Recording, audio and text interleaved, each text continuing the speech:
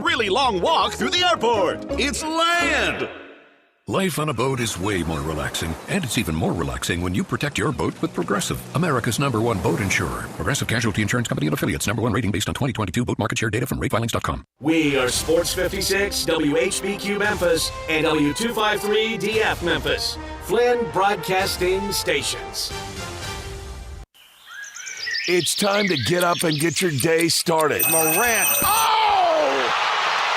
Jawbreaker! It's Sports 56 Mornings with Greg Gaston and Eli Savoy on Sports 56 and 98.5 FM. The first hour of Sports 56 Mornings is brought to you by the Big Green Egg. Now, here are your hosts, Greg and Eli. They get up every morning from the alarm clocks, wanting to take the 8:15 into the city. Happy Thursday, everybody. Welcome in. Time for another edition of Sports 56 Mornings, broadcasting live from the Family Leisure Studios. Family Leisure, factory direct pricing continues on everything from spas and swimming pools to patio furniture and much, much more. 2120 Whitten Road, just north of I-40. Officially, it's the Thursday, May 16th, 2024 edition of the program. Greg Gaston, the return of the prodigal son, Eli Savoy, and Zach Boyd producing the program. Weather-wise, today looks like it will be splendid until the wee hours, overnight hours, as rain will once again come back into the Memphis area. But take advantage of today, currently 64. It will heat up to about 84 today. A lot of sun, a little bit of clouds, and as I said, overnight, off and on rain showers, possibly a thunderstorm, and then your Friday looks to be pretty wet with a high of 77 degrees.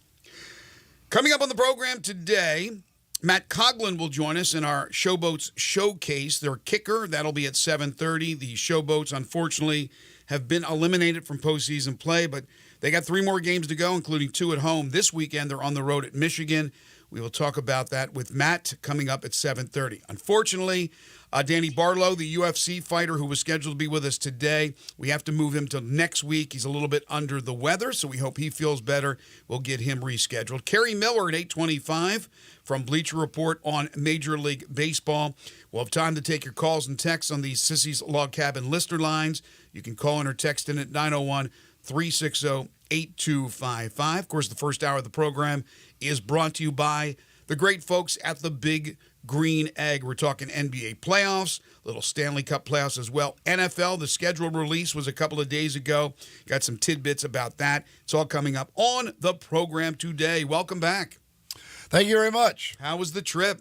It was awesome. Fenway Park is what it's all billed to be. It was absolutely fantastic. We had great weather, everything else there, so it was really cool. So what makes it fantastic? Because everything I've heard is you have to go there, as you said, bucket list that you can mark off your list, and you just confirmed that it was great. The experience was great. So what makes it great? No, I mean it's just it's. Is it the history or is it's it historic? Like to me, like I much prefer like an old time baseball stadium, and obviously with. You got the idiosyncrasies of the monster, all of that stuff, but it's right there in the middle of the neighborhood. It's it's the same type of setting as Wrigley Field. Like it's just a old ballpark right in the middle of a neighborhood, and it's just to know the history, how old that stadium is, and everything else, and looking at the dents and the green monster, all of that stuff it's just really cool. Yeah, it's nice to know that hopefully, knock on wood, those 2 historic stadiums that they still play Major League Baseball at, Wrigley and Fenway, will continue on for years and years. Because I grew up, my first game I ever went to was at Connie Mack Stadium in Philadelphia. And these old stadiums, like you said, are in neighborhoods. And then as I started to cover the Orioles in television when I first got into TV in 84 or 85, they played at Memorial Stadium, which was right in the middle of Baltimore, in a neighborhood.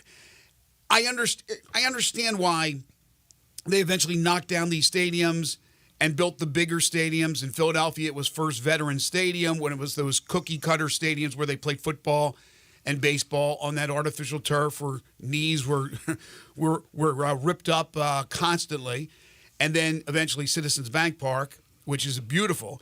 And then with Memorial Stadium, which lasted a lot longer than Connie Mack Stadium did, they eventually built Oriole Park at Camden Yards and built the Ravens Stadium as well. And I understand, just for necessity, for modernization, easy in and out through the interstates as opposed to going through neighborhoods. But there's something about the tradition, like you said. I've been to Wrigley several times. I'm glad I've been able to do that. Obviously, you grew up in the Chicago area, so that's old hat to you. But I've never been to Fenway, and hopefully I get the chance to experience like the way you did. Yeah, and I will say this, like the people in Boston, like super nice.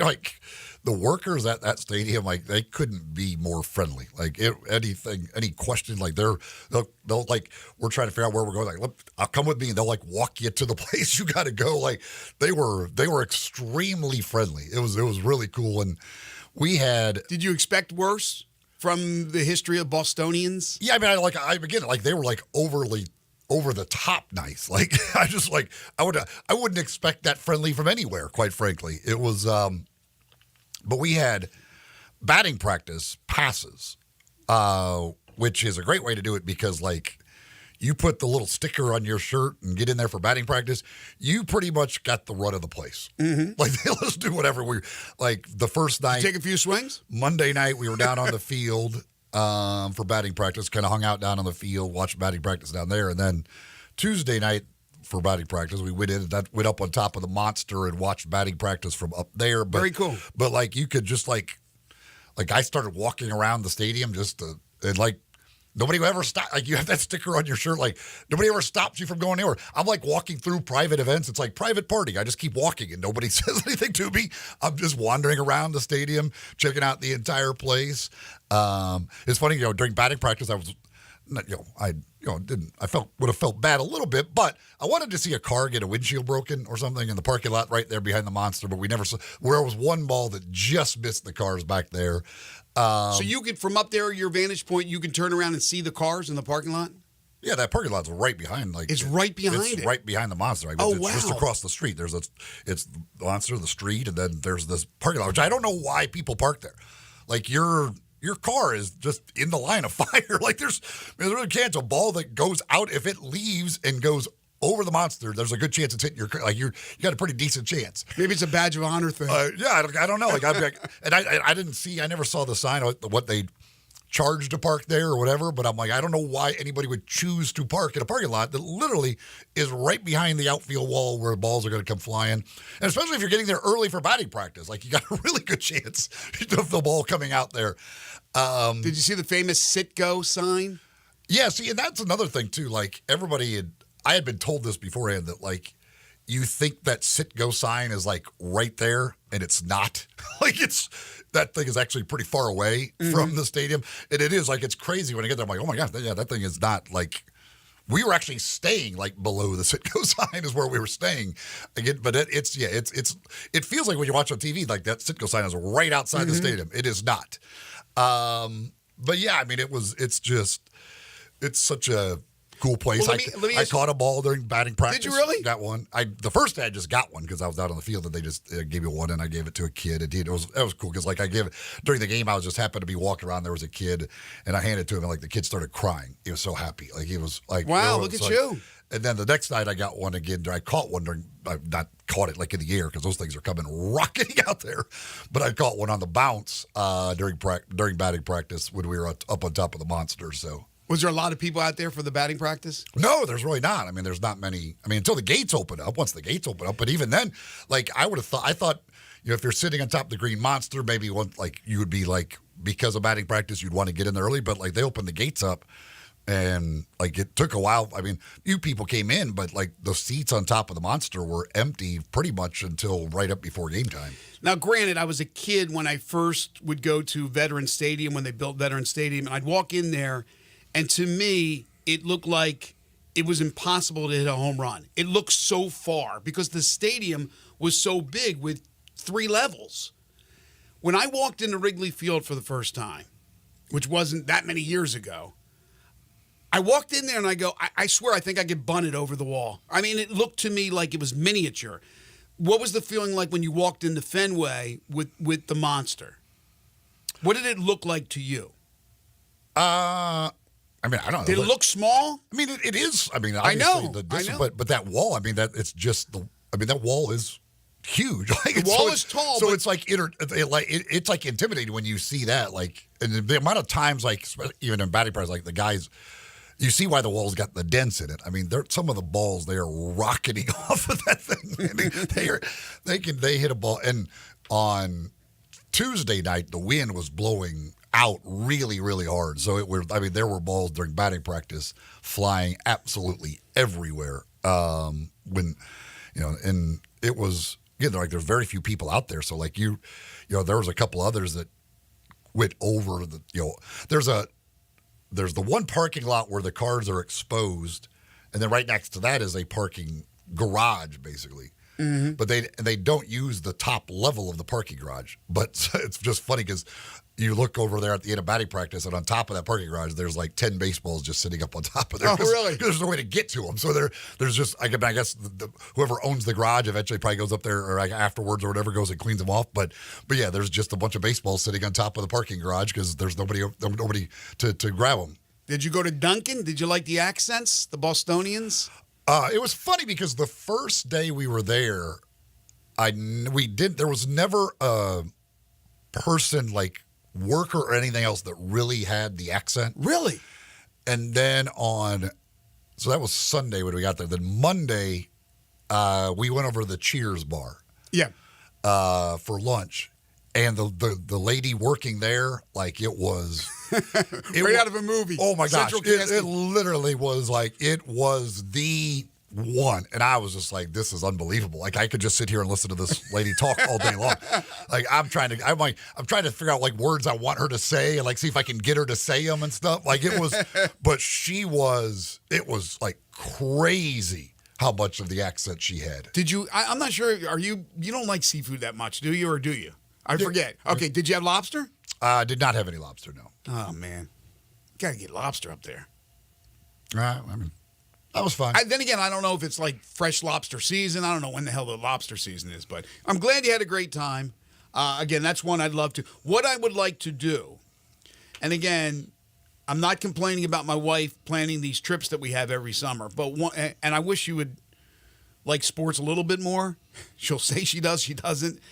But Cooperstown, then drive over, what is it, 3 hours to Boston from Cooperstown? I think it's a couple to Springfield, then to Boston. That's what I'd like to do. Go Fenway, but go to Cooperstown as well and see the Baseball Hall of Fame.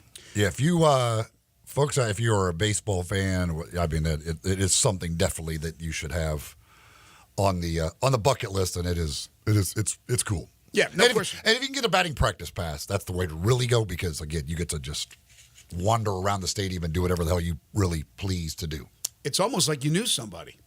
All right, couple of things before we dive into what happened last night in the NBA playoffs. You just got in last night. Maybe you haven't read or heard about this, but I was a little shocked yesterday when I read that the original Jerry Snow Cones is shutting down. Yeah, I saw that. A tear in the eye. Now, they have the one in Cordova. That will remain. This is not one of those, they're shutting down that location and building another location, right? They're just shutting this thing down. Yes, that was my understanding of what I saw in that. That's heartbreaking. Was that on our friend's 100 things you have to do before you die? I don't know if it was in this edition of it, but I'm sure it was. Was that the name of it? Before you die? Yeah, 100 Okay. things to do in Memphis. That's what I Before You Die. thought. Okay, I don't want to make it morbid. Yeah, that was the title. Of course, you can get one again in Cordova. Same good product. Not the same atmosphere, same vibe. But I saw that, so that was disappointing yesterday. And then I see the story. I don't know who, Daily Memphian or Commercial Appeal had it. Yelp. And I got to be honest with you, I've heard of Yelp. I'm not on Yelp. I don't deal with Yelp.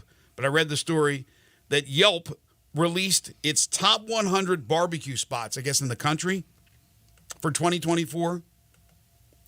Memphis got one slot. One. It was number 100. And it was Elwood Shack. Interesting. The Yelp people apparently do not like Memphis barbecue. 100 slots. Memphis gets in with one slot. It happens to be the last one, and it's Elwood Shack, who has good barbecue and has good food overall. Everything they have is good, but I would not have thought, if you gave me 25 guesses, that that's the restaurant they would have picked. So it was a very disappointing day. Where was number one? I don't know. I didn't even look. After I saw that, I was disappointed. I go, you got to be kidding me. I mean, Memphis doesn't have to be number one. I can understand that you might like the Texas barbecue. You might like the Kansas City barbecue. You might like the North Carolina stuff and that vinegar crap they put on there. I just, what?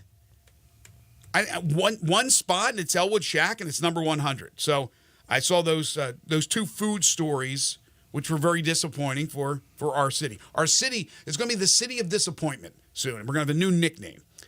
And then this has nothing to do with Memphis, but I saw this yesterday, that Happy Gilmore 2 has been green-lit. It'll be on Netflix. Adam Sandler has this deal with Netflix. He has a lot of his movies go on Netflix. So this will not be a release in the like a theatrical release, but it'll be on Netflix. I don't know what to think, because usually the sequels are not good. The comedy sequels are not the best. Sequels of other things like The Godfather, obviously Godfather 2 won an Academy Award like Godfather did, the original. But I think of Caddyshack 2, and I start to vomit a little bit. Happy Gilmore 2, I don't know. But it's at least, it's Sandberg. You couldn't have one without Sandberg. It's his company, and he is Happy Gilmore. But I don't know how you make it good. I mean, it's going to be pretty much the same shtick, I would imagine. Maybe he fights a different game show host. He takes on fights Drew Carey in this one. I was just going to say Drew Carey. It's a slender Drew Carey. Slimmed down. I think he can go 15 rounds with Sandler. I mean, what would be cool is if Sandler, as Happy Gilmore, became a really good golfer. See, that would take away for becoming a good golfer. But he somehow qualified for the Masters, and he was at Augusta National. But we know that ain't happening. And they ain't going to film at Augusta National. They're not going to allow that. So I don't know what the premise would be, because they did such a good job in the first one. It was goofy. I mean, Chubbs is done. I mean, unfortunately, that Carl Weathers has passed away, so you don't have Chubbs. You still have Shooter McGavin. He's still alive and well, the actor that plays him, or I forget his name. So I don't know how they'll go about coming up with a good script. But what did I say? Did I say Andy Samberg? No, Adam Sandler. Right? I said it right. Adam Sandler. He's good at everything. So maybe they'll make that one good, and we could say at least Happy Gilmore 2 was good, as opposed to Caddyshack 2, which is one of the worst movies ever made. Wright's Barbecue in Johnson, Arkansas. I have no idea where Johnson, Arkansas is. That's number one on the Yelp Really? barbecue list. Johnson, Arkansas. Zach, can you look up where Johnson, Arkansas is? And Corkscrew Barbecue in Spring, Texas is number 2. okay, so Texas, you're using the beef, right, as opposed to the pork. In Arkansas, I wonder what the go-to is. I wonder if that's pork barbecue or beef barbecue. Avondale, Arizona. Eric's Family Barbecue is number 3. Really? Arizona. They use snake for their barbecue. Johnson, Arkansas is near Fayetteville. Okay, thank you. Kansas City is in there. Kansas City gets a number 6 spot. Number 6 for KC, and we're sitting at 100. North Carolina's at number 7. Oh, come on now. I want to wring the necks of the people from Yelp.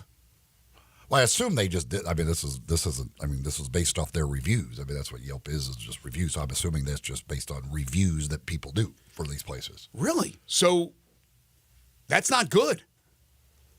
But I don't know. I don't know that if that's exact. I don't know. Yeah, I don't know if it's how they come up with the rankings. But I'm going to guess it's based off Yelp reviews. Oh, so that's what Yelp is. They take the reviews of the public as opposed to their own little staff that do something. Yeah, again, I don't know. I don't know how they did this, but I would assume at least the reviews are part of it because that is basically that's what Yelp is. Well, speaking of barbecue, Smokeslam is underway today. Today, tomorrow, Saturday, the world's ultimate barbecue showdown, the real barbecue at Tom Lee Park on the river in downtown Memphis. They're putting the festival back in barbecue. More than 50 teams are competing for the largest cash purse in barbecue history.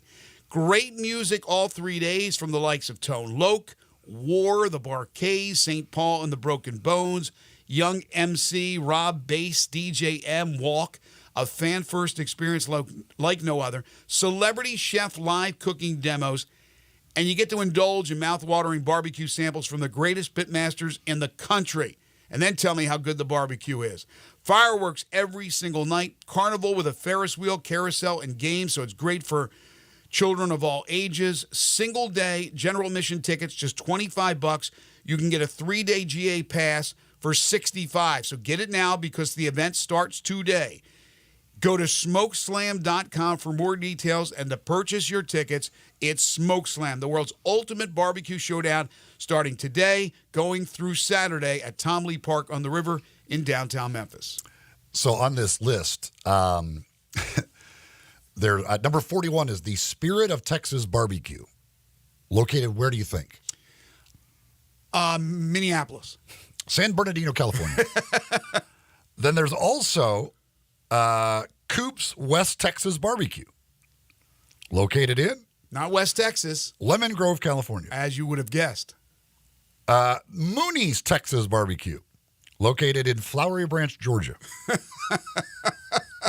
A lot of places like to say Texas barbecue, even though they're nowhere near Texas. Wow. But again, how disappointing a day in the world of food, delicacies for the city of Memphis. When we come back, we're talking NBA playoffs. The Celtics are moving on. The Mavericks have taken another step closer to moving on as well. This is Sports 56 Mornings with Greg and Eli on Real Sports Talk, Sports 56 and 98.5 FM.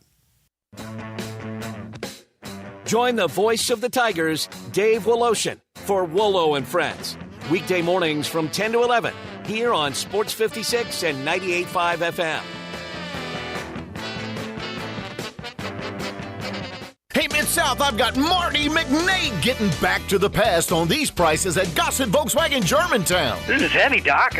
I mean, Randy. Let's go with 42 MPG Highway and a 2024 Volkswagen Jetta SE for $249 a month. Or take your pick from a 2024 Tiguan S or 2024 Taos SE for only $279.28 a month. Great Scott, McNate! You got it going on at Gossett Volkswagen Germantown on Winchester Road. Let me hit those deals again. 2024 Volkswagen Jetta SE, $249 a month, or take your pick. 2024 Tiguan S or Taos SE, $279.28 a month. Your future is whatever you make of it, Randy, so let us help you make your future down here at Gossett Volkswagen Germantown, 7420 Winchester Road, or shop online at GossettVWG.com. All 36-month lease, 7,500 miles per year, 20 cents excess mileage. Jetta number RMO 46526, MSRP 26996. Tiguan RM 103910, MSRP 31363. Taos RM 00174, MSRP 31414. Includes all credit and incentives. PF 695. Excludes DTNL. See dealer for complete details. With approved credit dealer stock only. Offer expires into the month. Rick's Powder Coating for a beautiful finish every time. Rick's Powder Coating specializes in automotive, ornamental, residential, and industrial coating. With 2 conveyor lines and the largest batch ovens in the Mid-South, Rick's can accommodate all of your powder coating needs. Locally owned and operated since 2002, Rick's Powder Coating will customize a beautiful finish just for you. Drop by or call to see how Rick's Powder Coating can bring color to your life. 901-367-2771 or rickspowdercoating.com. If you love sports and Mexican food, you can get the best of both at Los Cabos Mexican Bar and Grill on Summer near Graham. Watch all the big games on all the big TVs on all the walls at Los Cabos and enjoy premium tequila shots anytime for just $5.50. Celebrate every day with lunch specials from 10 to 3 and happy hour from 3 to 8. Lunch is just $6.75 to $10.99 and margaritas start at $3.99. Experience real Mexican cuisine along with great sports at Los Cabos on Summer near Graham. I'm Gary York. I'm the service director at Lexus of Memphis. Our service department wants to be more than just a place where you get your oil changed. We do glass repair, windshield replacement, recalibration of your camera and sonar systems, even wheel repair, tire replacement, all the things you would expect from a luxury automotive dealer. Please check out our website. You can schedule your appointment, check out our specials, hours of operation, or if you'd like to do it in person, please reach out to one of our associates at 901-271-5199. They're taking care of beerness in Memphis right on the river with Grind City Brewing and all of their great products. Look, this was a dream come true for a father and son duo. And if you have not been to that brewery right on the river, just to the north of downtown, you're really missing something special. And now you can't miss their products. Wherever you go, you see a brand new label. It's clean, it's beautiful, it's distinctive. You'll know Grind City Brewing, and of course you know their products like Poppy's Pills, that great Pilsner, or Tiger Tail, that very creative craft malt liquor. There's the new Thaddeus Amber Lager. That is absolutely a great light beer. There's the India Pale called Godhopper. It's outstanding. And then there's the Belga, the Belgian-style wheat ale. They keep bringing hits at Grind City Brewing. Includes all rebates and incentives. Price excludes $6.95 PF. Lease includes PF $6.95. $6.50 acquisition fee. EV 6 P5610964. MSRP $50,200. Telluride RG 510 849. MSRP 38305. Forte LXS RE 78169. MSRP 21820. Must finance through Hyundai. Excludes tax title and license. See dealer for complete details. Offer valid through 5/31/2024 with approved credit. Dealer stock only. I got Jeff Allen on the line to hear about some crazy deals happening at Gossett Kia southbound Mariah. Randy, I'd love to give all our customers our best deal. 2024 Kia Forte LXS gets 41 MPG Highway, $199 a month, $34.99 due at signing. 282 miles EPA estimated range will get you where you want to go in the 2023 Kia EV6 Win, $249 a month, plus a 2024 Telluride LX, $357 a month. Both $39.99 due at signing and 24-month lease. And 0% for 48 months on 2024 EV9 and peace of mind with a 10-year, 100,000-mile powertrain limited warranty. So whether you live in Horn Lake, South Haven, Olive Branch, or Memphis, we'll make you happy at Gossett Kia South on Mount Moriah. Ole Miss Rebel Yell is back. The Rebel Yell Hotline Radio Show is back on WHBQ Sports 56 and 98.5 FM. Every Monday night at 6, hear the latest news on your Ole Miss Rebels with Yancey Porter with 24/7 Sports, former Ole Miss defensive tackle Mike Fitzsimmons, Gordon Ford covering SEC Sports Call, and former Ole Miss baseball announcer Gary Darby. From kickoff to free throw to extra innings, your Ole Miss Sports on the Rebel Yell Hotline Show right here Monday night at 6 on Sports 56, 560 AM and 98.5 FM. Your Mid-South Sports Station. Sports 56 traffic. Good morning. Traffic volume increasing in a couple of spots out here. 240 east up by Poplar. It's building coming off that ramp there from Austin P Highway onto I-40, especially going westbound. I-40 headed over towards Hollywood and Warford as traffic increases down Bill Morris Parkway. Also, it's just that time of the morning for it to build coming in from Collierville on 385 Bill Morris Parkway all the way to 240. Watch for some radar this morning out here over in Arkansas on I-40 just west of West Memphis. Weimer's Jewelry, 7525 Highway 64 is your full-service, family-owned jewelry store right here in the Memphis area. I'm Commander Chuck with your on-time traffic.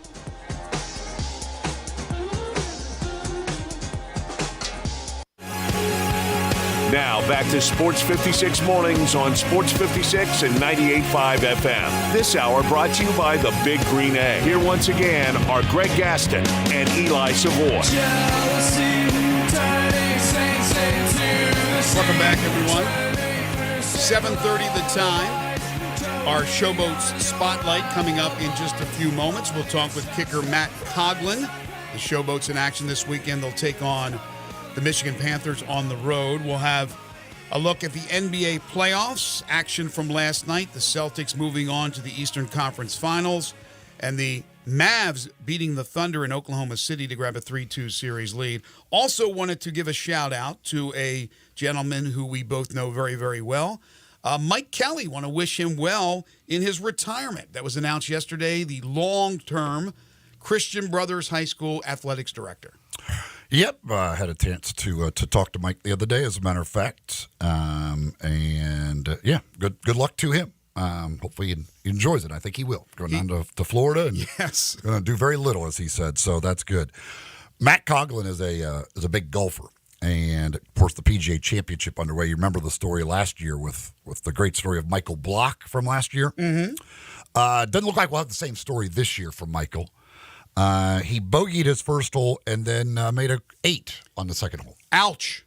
Little snowman, just a little snowman to get his round started. So 5 over through 2 holes in the 2024 PGA Championship, so probably not going to go the same as the 2023 PGA Championship for Mr. Block. Not at all. In the meantime, the European captain from the Ryder Cup, Luke Donald, off to a good start. He is 2 under through 4 as they play round 1 of the PGA Championship at beautiful Valhalla in Louisville, Kentucky. Time now for our Showboat Showcase, and it's time to talk to the former Michigan State kicker, Matt Coughlin, who you can follow on Twitter at Matthew Coughlin. That's MATTHEW. Make that COGHLIN, and he joins us now on Sports 56 Mornings. What's going on, Matt? Hey, good morning. Thanks for having me on. Thanks for joining us. Really appreciate it. Eli was just saying you love the game of golf and playing a PGA Championship this week. So what's your score? What's your handicap? And have you had a chance to play any courses? I know you're not in Memphis here full time, but have you had a chance to play any golf courses here? Yeah, I love golf. Big weekend, PGA Championship. So excited for that. I think my handicap's sitting at a 1.7 or something like that. Pretty good.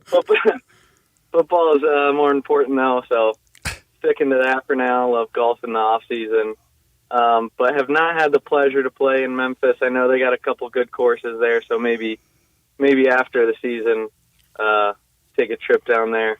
What's your favorite course you've ever played? Favorite course is probably Arcadia Bluffs up in northern Michigan. It sits right on Lake Michigan. It just has unbelievable views, and the course is just really nice. I would imagine for golfers in Michigan, you get 4 or 5 months where it's got to be the best weather to play golf, and then the other time you put your clubs away. Yeah, exactly.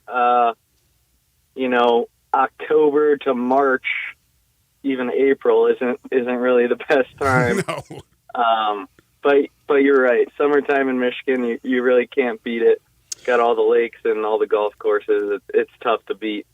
Well, let's talk about your season to date. Obviously, for the team, unfortunately, you've been eliminated from any possible playoff consideration, and that's tough to swallow. I understand that, and we'll ask you about that in a second. You personally, as far as kicking is concerned, 12 of 13 you've made on field goal attempts. That's 92% as far as your make-miss percentage. You have 57 yards for a long. Last year playing for the Breakers of New Orleans, 18 of 19. That's 95.6% with a long of 55. You kicked extra points last year, went 25 of 25. All I know is the kickers in this league, from what I've watched, seem to make every darn kick. I don't know what it is, but I would think that the NFL, and there's great kickers, obviously, the best in the world in the NFL, but there's always seems to be a team or teams that need a kicker. Do you think you guys will get that opportunity, especially the way you've been kicking? And I mean this generally, as all the kickers in this league seem to be very successful. Yeah, well, thank you. I guess that's kind of why we're all here. We all have dreams to go to the NFL, and we all think we're good enough to play at that next level and just try and prove it each and every week. We're kind of in our own spot. Obviously we're part of the team, but kicking's definitely a more unique part of the football game. So just no matter the circumstance, up 100, down 100, when you're sent out there, really have one job to do, and it is black and white, pretty much make or miss. So just each time I go out there, just, trust in myself, trust in, my amazing snapper and holder and line that's blocking for me. And just try and do my job. And like you said, every kicker in the UFL seems like making 60-yarders is easy, and just everyone seems like they're having an amazing season. Seeing what Brandon Aubrey was able to do and turning it into getting that chance in the NFL, does that kind of show you, like, hey, obviously these NFL teams are noticing this, so we can get that opportunity? Yeah, Brandon's amazing. Great story, obviously. And then to go from spring league to all pro in the NFL, hopefully will help our cases to show we're ready and we can do it, step right in. I mean, he played almost 30 games last year and hardly missed in all of them. So he's a great story and great for spring football to show we can just step in and immediately be impactful. Showboats kicker Matt Coughlin is joining us on the Sissy's Log Cabin guest lines in our Showboats Showcase. Growing up, did you play football and kick? Did you play soccer? Did you play both? How did you become a kicker? Yeah, I played soccer my whole life growing up, ever since I can remember. And then always just had a big leg, could kick a soccer ball pretty far, and would mess around kicking a football. But it wasn't until high school where I decided to play football, and it was a funny story where in the summer leading up to my freshman year, I was actually still going to all the soccer workouts and everything. And there was a freshman football meeting, and they said they needed a kicker. They only had 2 kickers in the high school, and they were both seniors. So my dad actually went and talked to the coach and asked if playing both was a possibility, and he said yes. And then I thought about it and went to the soccer coach and asked if I could play both, and he actually said no. So I was playing soccer in the springtime anyway, so I decided to give football a try, and probably the best decision I've ever made. What is your range? Like, how far could you go back, you think, and make a field goal? Just depends on wind. If it's a dome like this weekend, could maybe max out around 65 or a little more with my best hit. When it's a little windy, it's kind of fun to go back, see how long you can go. I've hit from 70, but under optimal conditions.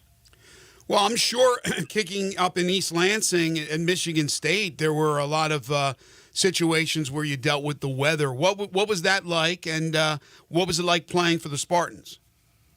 Yeah, it was amazing. I loved all 6 years of my Michigan State career. All 6, right? Definitely had. Yeah, got a redshirt year and then got a COVID year. But loved every second. Definitely had to deal with some winters and some less than ideal kicking conditions. But it was amazing. Had a lot of great years up there. Wouldn't trade it for the world. And a lot of great teams, a lot of great coaches, and memories I'll have forever. And then, see, the good thing for you when I look at your college statistics, you got the greatest percentage I think there is. You had 1 rushing attempt, 1 touchdown. So is that like the highlight of the football career for a kicker, is getting to score a touchdown?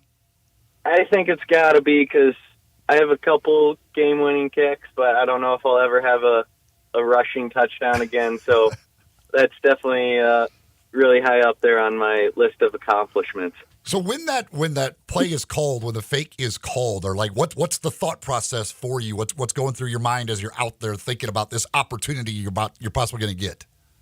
Yeah, it was an option play with me and the holder, who's Brian Lewerke, actually the Michigan Panthers quarterback now. Mm-hmm. It was an option play, and the look we were practicing all week, I was just a decoy, and he was supposed to run it himself. And then, of course, in the game, the defender goes with the quarterback, the holder, and pitches it out to me, and luckily it wasn't too far away.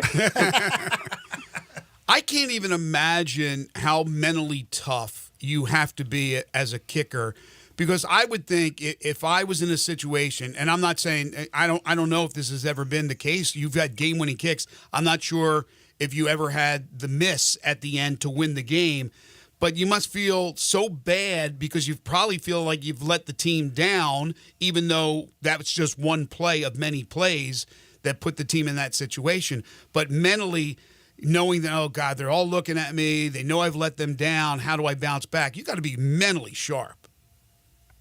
Yeah, sure. And that's going back to it, kind of the uniqueness of the kicking position. You're kind of out there on an island. And you can never get too high, never get too low, because once you make or miss the kick, it's really on to the next one. Yeah. So, like you said, if you miss a game winner, there's still going to be a tomorrow. There's still going to be a next game. So it's really just lacing them back up and getting back to work, seeing what went wrong and then just getting over it pretty quickly. And same thing, if you hit a game winner, you can't let that, get you too high and expect to make every single kick and not have to work for it. So yeah, it's just trying to take it one kick at a time, no matter the circumstance. So does it, from a kicker's perspective, does it make you mad that there's not the kicking option for the extra points? Not really. I guess I'd like to kick as much as I can, obviously, to, showcase my abilities. But also from a league standpoint, I think it's pretty cool. They have the option to go for 1, 2, or 3. And, I think the fans like seeing some more offensive plays too. And, the crazy abilities to come back from, 9 points down in one score. It's pretty unique. So I guess I'd say I kind of missed the extra points. It's a little different flow to the game, but overall, I think what the league's doing is pretty cool. What was the offseason like for you when New Orleans, when the merger happens, New Orleans is not going to have a team?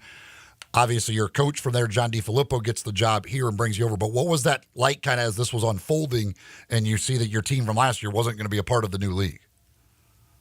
Yeah, it was kind of crazy few months because it started out with some rumors, and then just trying to get as much information as you can to, try and get in the know, trying to reach out to teams if need be. And then when it all went down, it was just kind of a waiting game. They had the draft for the disbursement players, and it was kind of a waiting game. I thought I put enough out on the field last year that I'd get an opportunity.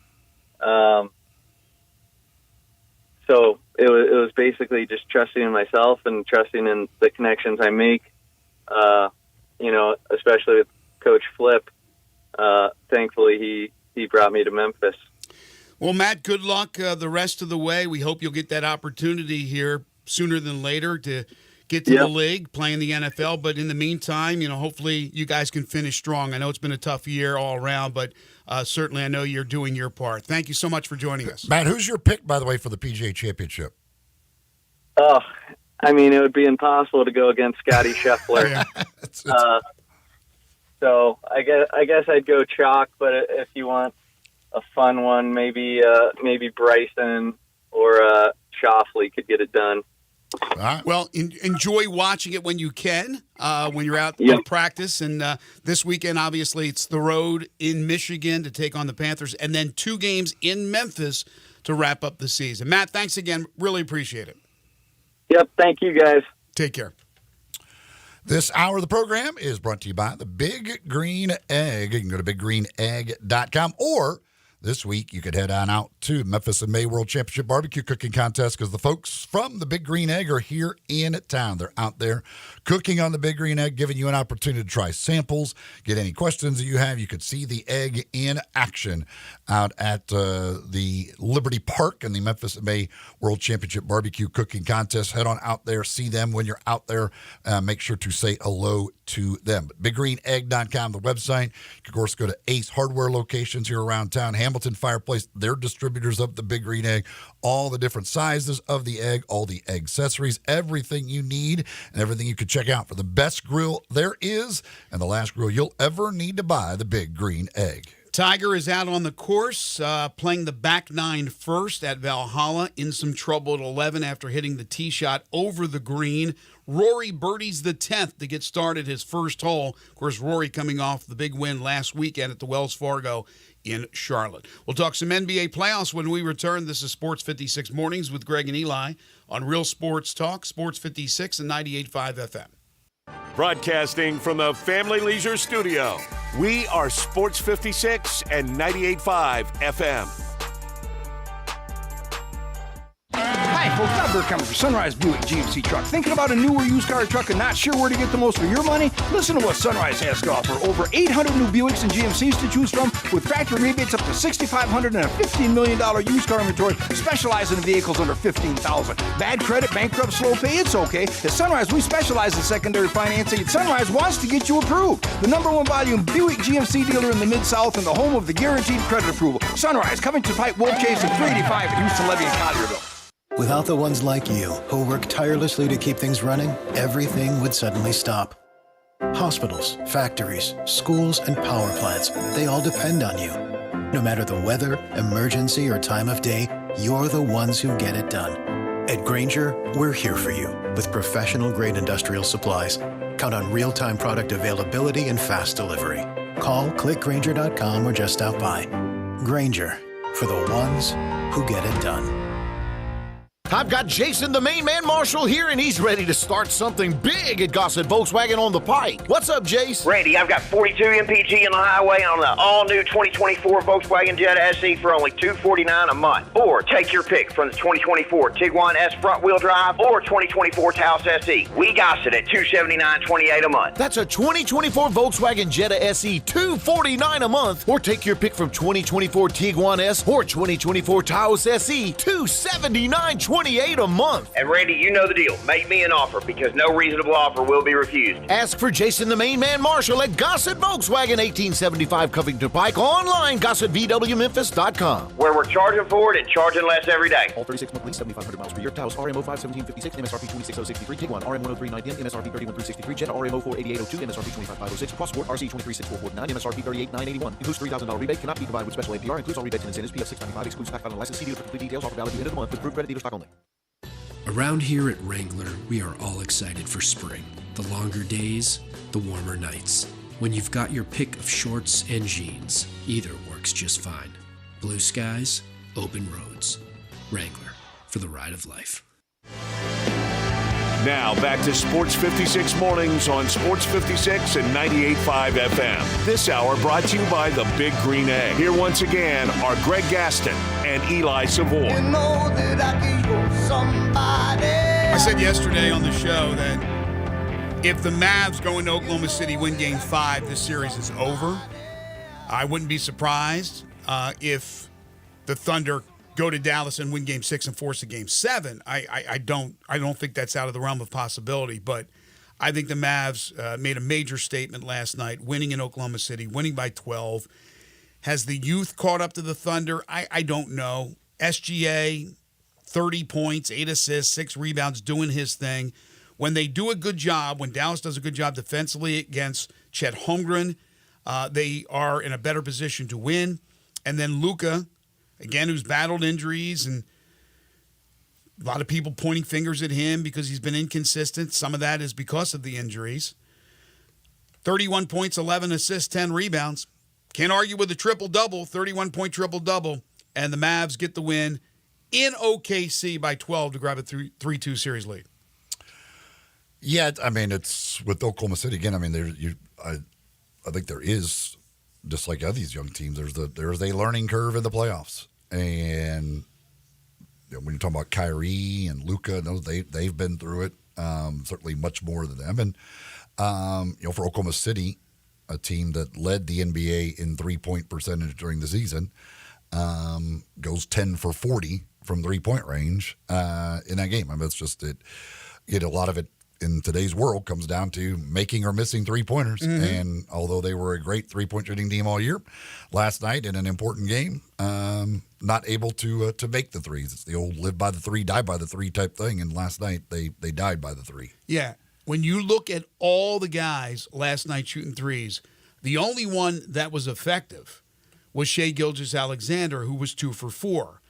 But Holmgren, 1 for 5. Jalen Williams, 0 for 3. Isaiah Joe got the start, 2 for 8. Lou Dort, 2 for 8. Jay Williams, the other Jalen Williams, off the bench, 1 for 3. You had Giddey, who did not start last night, which is interesting, and played only 12 minutes. He was 1 of 3 from 3. He did go 5 of 8, though, from the field overall. And then Wallace was 1 of 5. So it adds up to 10 of 40, like you said, 25%. In the meantime, the Mavericks shot 40% from 3, 14 of 35. It's not like they made 20, but they made a higher percentage of threes. They made more, and they made the higher percentage. But Luka was the difference in this game, like Jokic was the other night for Denver. When the superstars, when they come out and have these type of games, it's tough. And they're tough, even though SGA, the superstar on the other team, had another good game, and he's been consistently good. Kyrie, only 12 points, 4 assists. Didn't shoot a lot, 5 of 11, good percentage, 2 of 2 from 3. He was a plus 12. And they played some good defense. Like I said, they did a pretty good job on Holmgren and Jalen Williams as those two combined for only 25. Like I said, it would not surprise me if Oklahoma City went to Dallas and won Game 6. But I think right now, this is Dallas' series. Well, I mean, when you're up 3-2, generally teams, and I don't know what the exact percentage is, but when the winner of a Game 5, when it's a 2-2 series, generally wins the series, especially when you get to then you win Game 5 on the road. I'm sure it's a much higher percentage as you get the chance to go home. So they are in a very good spot, that's for sure. But I think a lot of it has to do with play, and not like Luka is some seasoned veteran. He's only 25, but you have Kyrie Irving. So you have a leader out there who's been around the game a long time. Oklahoma City just does not have that. The other game last night, again, no surprise here, the Celtics. So that must have been something. You were in Boston last night. Celtics beat the Cavs 113-98. No Jared Allen, no Karis LeVert. More importantly, no Donovan Mitchell for the Cleveland Cavaliers. They were DOA before they even tipped. Mobley was great, did everything he could to keep Cleveland within striking distance. He had 33 points. But Tatum nearly had a triple-double, 25 points, 10 rebounds, 9 assists, 4 steals. Al Horford, 22 points, 15 rebounds, 5 assists. They move into the Eastern Conference Final. They win that series 4-1, and a good chance they get Kristaps Porzingis back. So even though they had the one hiccup in Game 2 like they did in the Miami series, Boston did what they were supposed to do. Yeah, and I mean, I feel for Cleveland. They kind of know what the Grizzlies have gone through the years in the playoffs. Sucks to get into that, be in that position and then have to play, as shorthanded as they were, obviously, with Jared Allen missing all of the games, and then you start throwing Donovan Mitchell in there, everything else. Like, it's just that's an impossible task. So it's unfortunate for them. And then after the game, like, they're asking about J.B. Bickerstaff about, whether he expects to be back. If J.B. Bickerstaff isn't back as the head coach of Cleveland, what the hell are they doing? I thought he got a raw deal in Memphis. I mean, you talk about a raw deal if they don't bring him back to Cleveland. Unless, has LeBron got his hands into the Cleveland situation too? Hey, man, I'm going to opt out of my player option. I'm going to go free agency, sign with Cleveland. I don't want JB in there, so make sure you get rid of him. Now, that's a conspiracy theory, but that would be unbelievable if something like that happened. JB, please don't screw this guy over again. He did an admirable job. He should retain his job. Now, I think the bigger question is, has Donovan Mitchell played his last game in Cleveland as a member of the Cavaliers? Yeah, they've got, he goes into the final year of his contract. So they will have some decisions to make as far as that is concerned as well, what they want to do with him. But, yeah, but again, with Bickerstaff, that's you certainly can't fault him for losing this series, like you're playing the best team in the NBA, and you're doing it without not even anywhere near your full lineup, right? Including last night, in the last couple of nights, without your best player. Like I don't like. I came. I was when they were started asking like that question. Like really, like this is a thing that's being discussed that JB Bickerstaff may not be back as the head coach of the Cavaliers after what he's done there. I think he's done a fantastic job with them. The coaching tenure in this day and age for obviously for head coaches in both professional sports and even collegiate sports is not what it used to be, not even close, because money seems to be no object. At every level now, in any sport, they are willing to get rid of a coach with 2, 3, 4 years left on a contract. They are willing to make a quick move thinking that maybe they made the wrong move initially and are trying to cut their losses, even though they have to pay out a nice sum to make that change. Yeah, I don't know what his contract is. I don't know how long his deal is, if he's got an extension since he's been there. What, his fourth year there? You just think about how many years Taylor's been third or fourth. So I don't know what his current situation is, but yeah, I would hope that that JB Bickerstaff would be back. I mean, if they were to fire him, that would be crazy to me. Was he in Cleveland as their new head coach the next year after he was let go by the Grizzlies? No, he went there. He was an assistant. Didn't he go there as an assistant? Who was the? Well, if he was an assistant, how many years has Taylor been here now in Memphis? Did Taylor just complete his fourth year, Zach? Or more? I think this is his fifth. His fifth year? Yeah. So maybe JB just finished his third in Cleveland? Yeah, that's about right.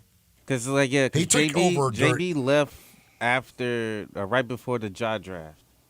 And then that's when Taylor Cat came in. Right, and if he didn't get the head coaching gig immediately. He was an assistant, and then he took over at the end of the 1920 season. So he took over then, so 2021, 21, 22. 20, so this is his fourth full. Yeah, he's at 4+. Yeah, this is his fourth full season, plus the little bit that he had when he took over.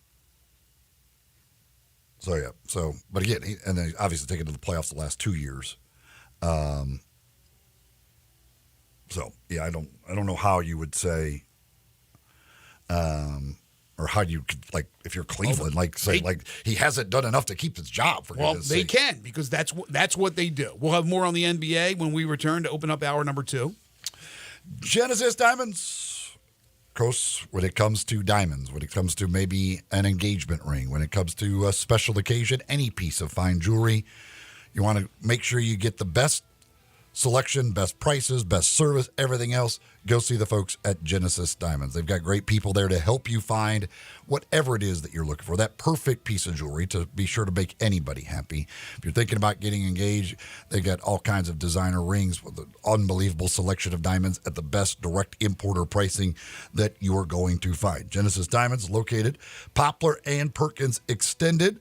And again, maybe for graduation, maybe we're with Mother's Day past, now start thinking about Father's Day. They got the pre-owned Rolex watches there as well.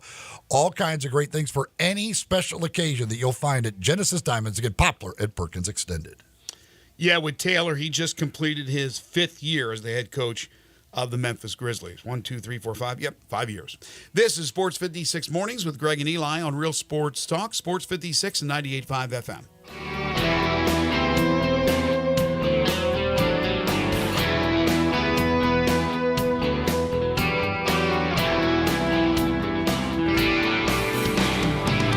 Time to get to Gossett Kia on the Pike so Bobby J can put you in your new Kia today. Want summer fun and 41 MPG? We Gossett with 2024 Kia Forte LXS. $199 a month, $34.99 due at signing. How about 282 miles of EPA estimated range with new 2023 Kia EV6 Win? $249 a month. Get extra room and extra fun with 2024 Kia Telluride LX. $357 a month, both $39.99 due at signing. All 24-month lease plus 0% APR for 48 months available on the all-new Kia EV9. And peace of mind with Kia's 10-year, 100,000-mile powertrain limited warranty. So hurry to Gossett Kia, 1900 Covington Pike. Online, KiaCovingtonPike.com. If you want it, we got it at Gossett.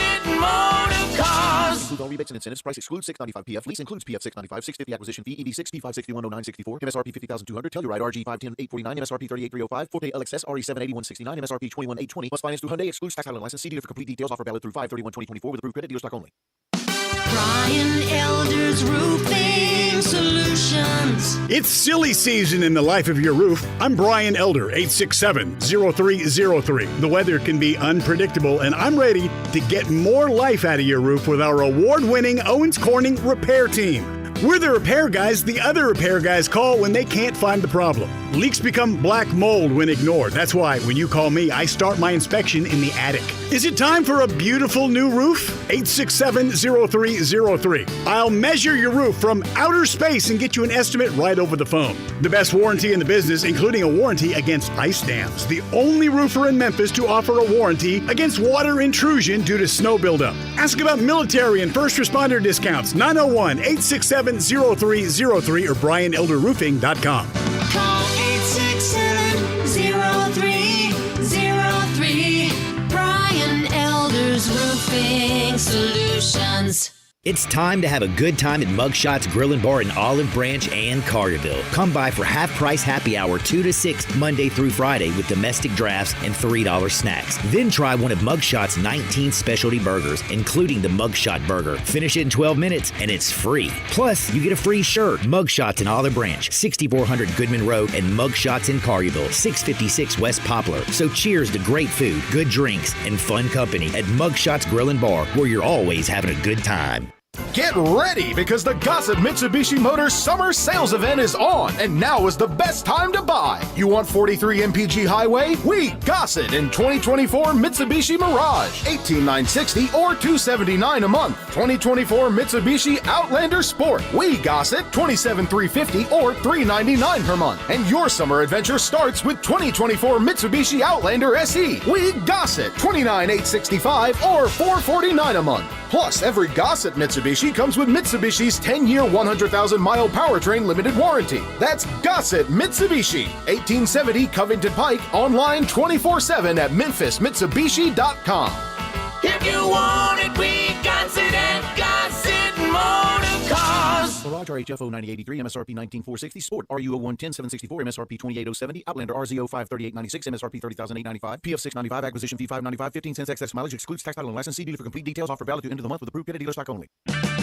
Check engine light on? Take the guesswork out of your check engine light with O'Reilly Veriscan. It's free. Ask for O'Reilly Veriscan today.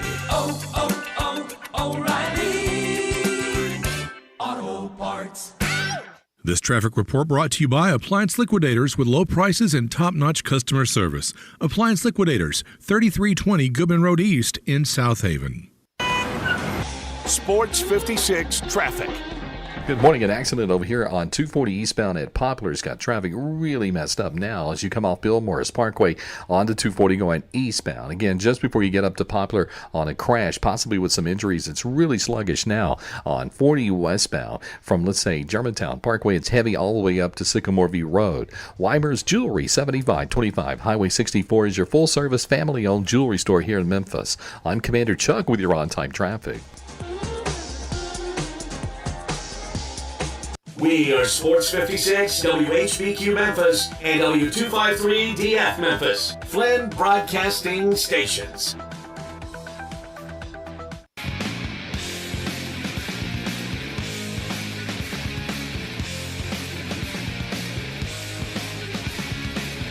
Now back to Sports 56 Mornings on Sports 56 and 98.5 FM. This hour is brought to you by James Gaddis Jewelers. To reveal the full spectrum of its dazzling color. Here once again, Greg Gaston and Eli Savoy. Welcome back, everyone. 8:05 the time. Hour 2 here on Sports 56 Mornings, the Thursday, May 16th, 2024 edition. Greg Gaston, Eli Savoy, Zach Boyd with you. Family Leisure Studios is where we're broadcasting from. Family Leisure, where family and fun come together, 2120 Whitten Road, just north of I-40. Shaping up to be a very nice day. 68 degrees currently. It will get up to 84, so a bit toasty. Rain comes in overnight, but today should be mostly sunshine. Enjoy it because tomorrow looks to be a rainy day once again. Saturday and Sunday shaping up to be very, very nice with the temperatures rising into the upper 80s. And we may reach 90 by early next week. Second hour of the program is brought to you by our friends at James Gaddis Jewelers. I'll tell you more about them in just a few moments. I do want to tell you about another one of our great sponsors. That's All-Star Chevrolet in Olive Branch, Mississippi. Are you ready for your Silverado, your Tahoe, your Suburban? Get up to 30 miles per gallon with your new All-Star Chevy Equinox or Trailblazer. Financing down to 1.9%. No payments for a full 90 days. All-Star Chevy has a great deal on a new 24 Blazer EV. You can get charged up for this 36-month lease on the Blazer EV at just $369 a month. Only $2,500 down, and the usual tax, title, and license. For details, you can ask any of their sales consultants. They have tons of Silverados, discounts up to $10,500, 1.9% financing. So for all you college students, your grads, recent grads, you're looking for an automobile, military, teachers, healthcare workers, you get an extra $500 bonus when you purchase a vehicle from All-Star Chevrolet in Olive Branch. And if you want pre-owned, they got everything. Jeeps, trucks to Corvettes. They also want to remind me to remind you to remember all who have made the ultimate sacrifice serving our country as we get closer to Memorial Day. Together, let's drive to All-Star Chevy in Olive Branch or go to allstarautogroup.com. Got a text here on the Sisney's Log Cabin listener line at 901-360-8255. Texter says the current Cavaliers point guard will not lead them to the Eastern Conference Finals. He is undisciplined in the fundamentals. Absolutely. A change must happen. Absolutely. They're talking about Darius Garland. Darius Garland is one of those players who, when he's on, can carry you to a dub no matter who you're playing. And then when he's off, he can shoot you out of a game. He is very inconsistent. Yeah, I would say this year it was a little bit of a step back for him. His scoring went down, his assists went down, 3-point percentage down this year. Obviously, a couple of years ago, he looked like he was on his way to really becoming one of the elite players. Now, saying that a change must happen, that's not real easy because he's going to be making a whole bunch of money for the next 4 years. And he's a little more disciplined when Donovan Mitchell is next to him. He defers to Mitchell for the most part, but Mitchell was not there last night, so he feels that he has the burden of carrying this team, and he shoots him out of a game. Again, they were down a bunch of players. They weren't going to win that game either way. But the question for me is, first of all, what's happening with Mitchell? And then you can worry about Garland. But like you said, he's under contract. Yeah, he's locked up for he's already got his big payday, so he's locked up through the 27-28 season, making next year he'll be making $36 million. It goes all the way up to $44 million. So wow, nearly $200 million of guaranteed money left on that deal. Tonight, Denver and Minnesota, and if the Nuggets can win on the road, where they've won already twice at is it the Target Center still? They would win that series and move on to the Western Conference Final. This has been a strange series, to say the least. As you know, Minnesota goes to Denver, goes into the altitude, and wins 2 right off the bat. And you're wondering, wow, the reign of Denver seems to be coming to an end at the expense of one superstar on the rise, Anthony Edwards. And then here comes Jokic. Come on, boys, jump aboard. Jump aboard the Jokic train. Jump aboard. 3 straight wins, 2 in Minnesota. They win Game 5 in Denver. He puts up a triple-double. And now, again, they're in the driver's seat. Mike Conley missed the last game. That was big to not have the discipline and the calmness and the leadership of the conductor. But even with Anthony Edwards doing everything he can, and he had an off game in Game 5 compared to the games he's put together, still pretty good for mere mortals, they're in trouble. That game just flipped. Or the series, rather, just flipped. Yeah, I mean, and to eliminate the champs, I mean, it's going to take something. And Jokic is, incredible and just does his thing regardless of who you try and put on him, whether it's the 4-time defensive player of the year or whoever. Jokic is going to do his thing. And you know, they won obviously last year on the road in the playoffs. So that like the idea that they lost the first two at home, certainly not good, but like, I don't think they were certainly ever in any sort of panic mode. And, you know, they have looked like the defending champions and possibly a repeat champion in these last few games. Let me correct myself. Not a triple-double for Jokic. He had 7 rebounds, but he did have 40 points, 13 assists in game number 5. Minnesota is the favorite tonight to force a Game 7. They're a 2.5-point favorite. But I love the reaction from Anthony Edwards after Game 5. He said, we played very well defensively. They're one of the best defensive teams in the NBA, as most people know. And he said, we played really, really well defensively. You know what happened? The MVP happened. Yeah, I think you can defend him well, and it doesn't matter. Like, one, because he's such a willing passer, but two, like he can do a lot of different things, and you can play great defense on him, and he still either finds a way to score or set somebody else up for an easy bucket. Yeah, that's the other thing. How good a passer he is. Not good, great. One of the great passers of all time. And then finally, the Knicks series will resume tomorrow after New York comes back home and wins Game 5. They get blown out in Game 4. They lose by 1 million. They come back in Game 5. They still don't have OG Anunoby. They didn't have him for Game 4 either. But they find a way to win. Brunson goes off again, and now they have a 3-2 series lead. Brunson has just been, I mean, he is a guy you want for sure in the old foxhole with you. He has been incredible, and it just at times feels like he won't allow them to lose games. He finds a way to make every single shot, it seems like, in important situations. Yeah, it does look like we're going down that road as I thought it would be, New York and Boston. I wish New York was at full strength, but I still think they have a shot to knock off Boston, especially when Boston goes through those moments in games and then sometimes a full game where they're just not playing the way they're supposed to be playing. I like their chances at Game 2. Exactly. I like anybody's chances at Game 2 against Boston. I know, for whatever the reason is. But again, will they have Porzingis back or not? And how much of a difference maker is he? I think he's a big difference maker. 7'1" guy who could shoot the ball the way he can and also defend. So that's what you got going on as far as the playoffs are concerned. In the meantime, you were gone in Boston when the actual, or on your way to Boston, when the actual draft lottery took place. Unfortunately, our unofficial draft lottery did not come out the same way as the actual draft lottery. We had the Grizzlies moving up to number 4, but in reality, they dropped 2 spots. Yeah, not good.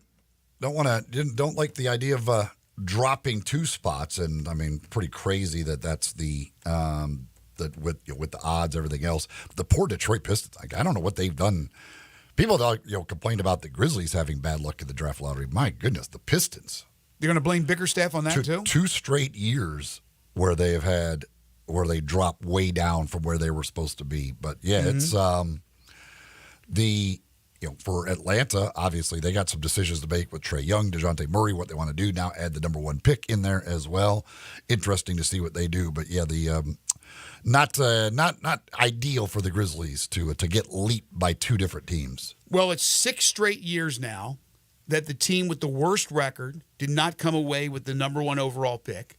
So that is exactly what Adam Silver had in mind when they weighted the draft lottery. So it's worked out great where you can't tank and just because you have the worst record in the regular season, come away with thinking you're going to get the number 1 overall pick because it hasn't happened in a while.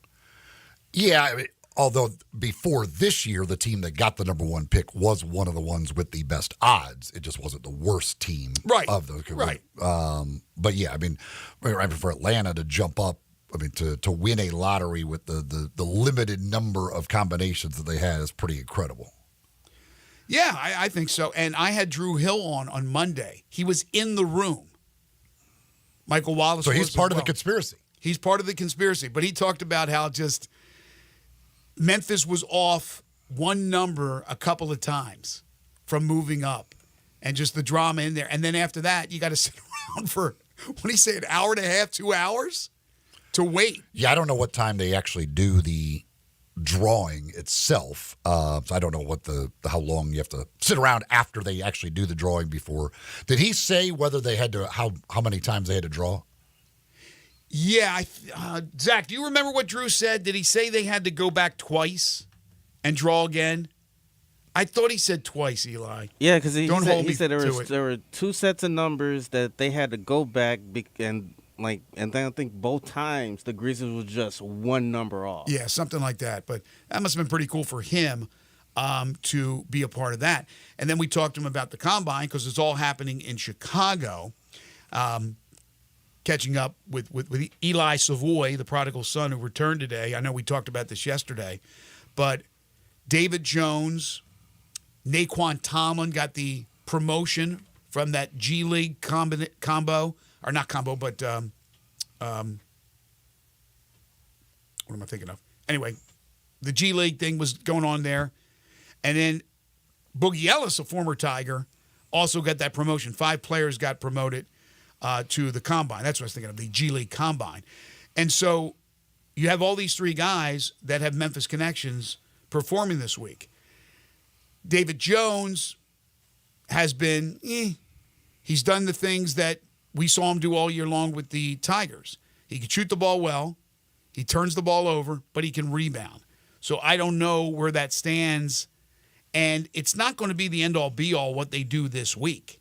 It's just more information for them to add to every player's resume as far as, what they want to do, if these guys are worthy of staying in the NBA draft. And, of course, that's going to be their ultimate decision. They're going to get that information.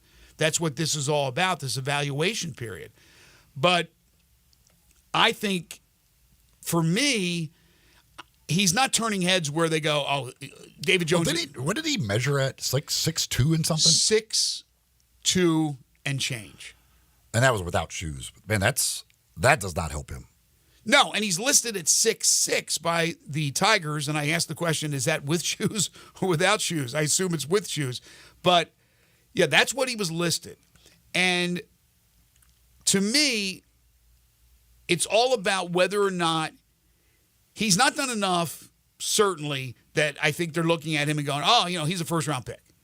So David Jones, to me, is either going to be a second-round pick or undrafted. He's not going to do anything in the next couple of days to turn heads that much. But all it takes is a team or two to say, David, we really like you enough that we want to prioritize you as one of our two-way guys. And if that's the case, he gone. That's all you need. But if in all your conversations with teams, and I don't know how often they do it, how much, how many players they're giving guarantees to and all that stuff. I don't know how the inner workings are happening at the Combine. Or when he talks to teams with individual workouts, because that's going to happen as well. What does he have until May 29th to pull out? It's something at the somewhere end in of that this neighborhood. Month. I can't remember what the exact date is. Less than 2 weeks, I think it is. But all it takes for me, in my opinion, is to get the guarantee that you're going to be prioritized as a two-way player. I think if that's the case, again, he's not coming back to Memphis. He said 50-50. Drew Hill talked to him the other day. He said he's still 50-50. Penny, 70-30. Again, who cares? It's just numbers. It's all about what you are promised, how you are evaluated, how you are seen for the future. Or perceived, I should say. I thought, originally I thought that he would be, certainly would be able to get a two-way contract. With that measurement, I don't know. that measurement, I thought he was at least like 6'5". So did I. Because he was playing the 4. When Memphis had their most success, David Jones was playing the 4. And he was rebounding the ball as good as anybody on either team. Certainly for the Tigers he was, but he was out rebounding guys that were bigger than him, which should be a feather in his cap. They had the Dandridge lineup with Dandridge at the 5, Jones at the 4, Quinterly, Walton, and this was before Caleb Mills got hurt. That was their most successful lineup, and then Mills got hurt, and the rest is history. But, yeah, I thought Jones was going to measure 6'5". He's 6'2" and change. Yeah, so that's awfully small for what they would be asking him to do in the NBA. So I don't know. We'll see. A two-way contract is a little over $500,000 a year. Is that I don't know what he can make here in NIL. But if he gets the two-way deal, now good, the thing with the two-way deal is you go on the two-way deal, your hope is that you end up turning that into a regular deal. Sure. And he very well could do that. But if he just stays on a two-way deal, it's a little over $500,000 a year. It's not chopped liver. By the way, you having second thoughts about Bronny James as far as what's going to happen with him? He might make a horrendous decision. Or a team may make a horrendous decision. What he measured at 6'1"? 6'1" and change. But he wasn't listed at 6'6". No, I know, but to me, if I was him, I would be going back to. I'd go back to college, but he needs to go play point guard. That's what he needs to do. He needs to go somewhere that'll allow him to play point guard. Well, he had in college. He had a terrific game last night at the Combine. Leading scorer, 13 points. Yeah, I think he had 4 assists, so he did a good job. I'm with you. Not so much going back because, again, we have our lunch bet, but I think that he could use another year or two of seasoning, but there is going to be a team that's going to end up selecting this guy. James Gaddis Jewelers, speaking of selecting jewelry, making the right choice, picking out the right engagement ring. That's what they have at James Gaddis Jewelers, the experts to help you make that decision, because that decision is not an easy one, and it's an extremely important one. They are your family's jeweler. They've been a part of the Memphis fabric for decades. James Gaddis Jewelers, located at 4900 Poplar, right between Mendenhall and St. Nick. You can't miss it. Website, gaddisjewelers.com. You could shop 24/7. They'll buy your gold, your silver, your diamonds. They'll give you top dollar. You need something appraised. James is a certified appraiser. They can take care of that. You need some cleanings. You need some resettings or refittings. They can do that. They are full-service jewelers with 2 bench jewelers ready to serve you. Beautiful diamond engagement rings, but also beautiful watches and earrings and necklaces and pendants and all types of great jewelry, plus their one-of-a-kind estate and vintage jewelry. It's James Gaddis Jewelers, your family's jeweler, 4900 Poplar between Mendenhall and St. Nick, on the web at gaddisjewelers.com. Stop by today. Tell them hello. Tell them we sent you from Sports 56. It's James Gaddis Jewelers. When we come back, we talk Major League Baseball as we do each and every Thursday with Kerry Miller from Bleacher Report. This is Sports 56 Mornings with Greg and Eli on Real Sports Talk, Sports 56 and 98.5 FM. Broadcasting from the Family Leisure Studio, we are Sports 56 and 98.5 FM. Hey, Mid-South, I've got Marty McNade getting back to the past on these prices at Gossett Volkswagen Germantown. This is heavy, Doc.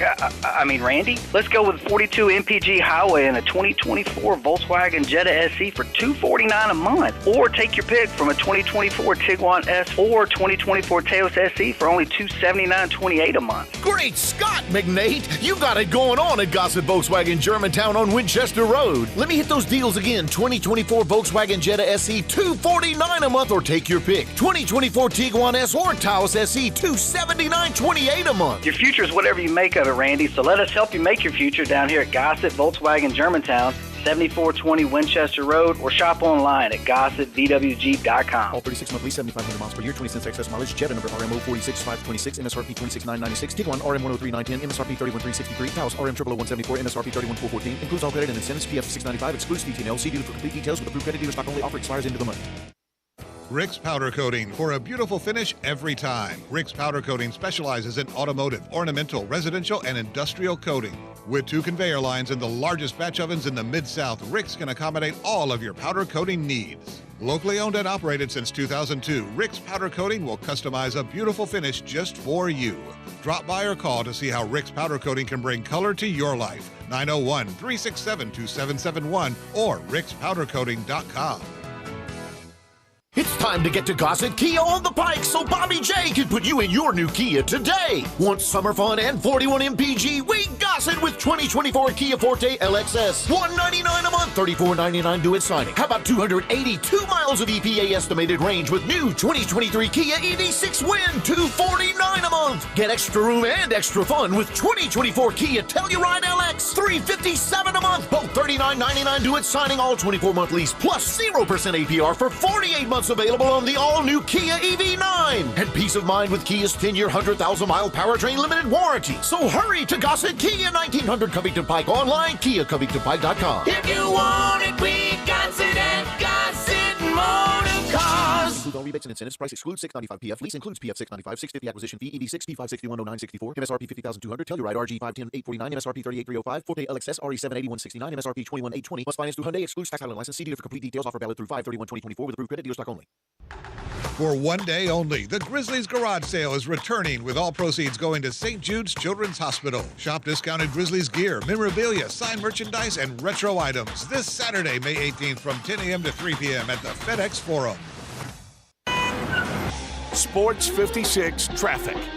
Good morning. Trying to clear up this accident over here on 240 eastbound near Poplar. All it did was aggravate that situation where it's already heavy over here during morning rush hour on 240 eastbound. Again, here at Poplar, it added an extra delay on Bill Moore's Parkway 385 trying to get onto 240, especially going eastbound as they fill out paperwork on this crash. In the Midtown area, we've watched it increase even more in the last 15-20 minutes. They're on 240 as you come up past Lamar. 24/7 reliable crane and rigging services here in Memphis. Tomahawk Crane and Rigging. I'm Commander Chuck with your on-time traffic.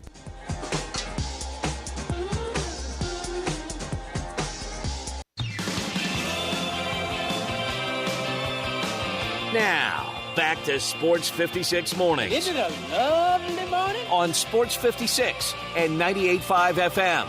This hour brought to you by James Gaddis Jewelers. Here once again, Greg Gaston and Eli Savoy.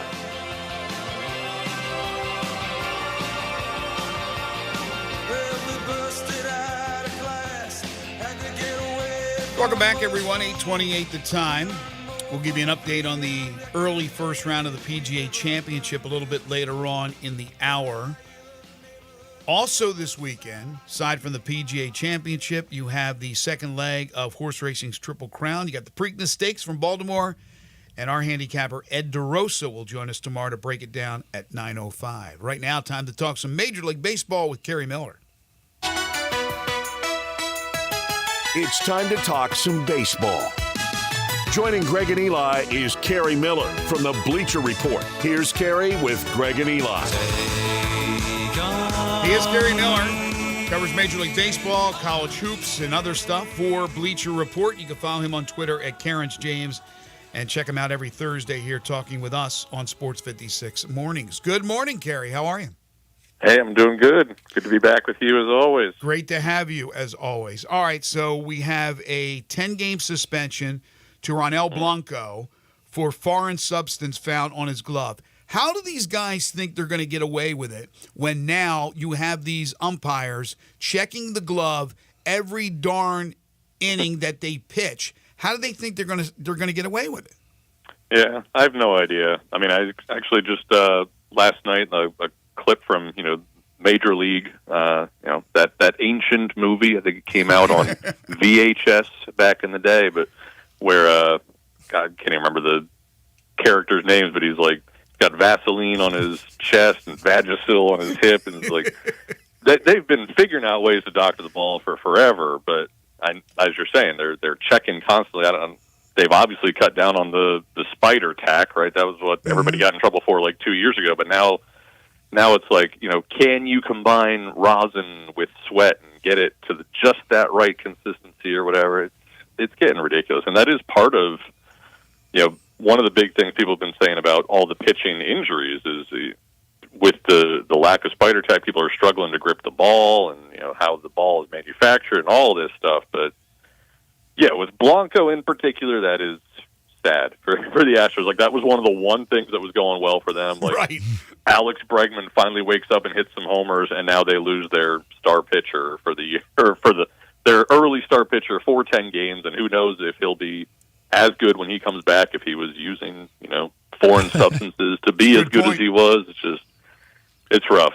They have won 4 in a row, so are they maybe starting to turn it around? I mean, 3 of them were against the A's, right?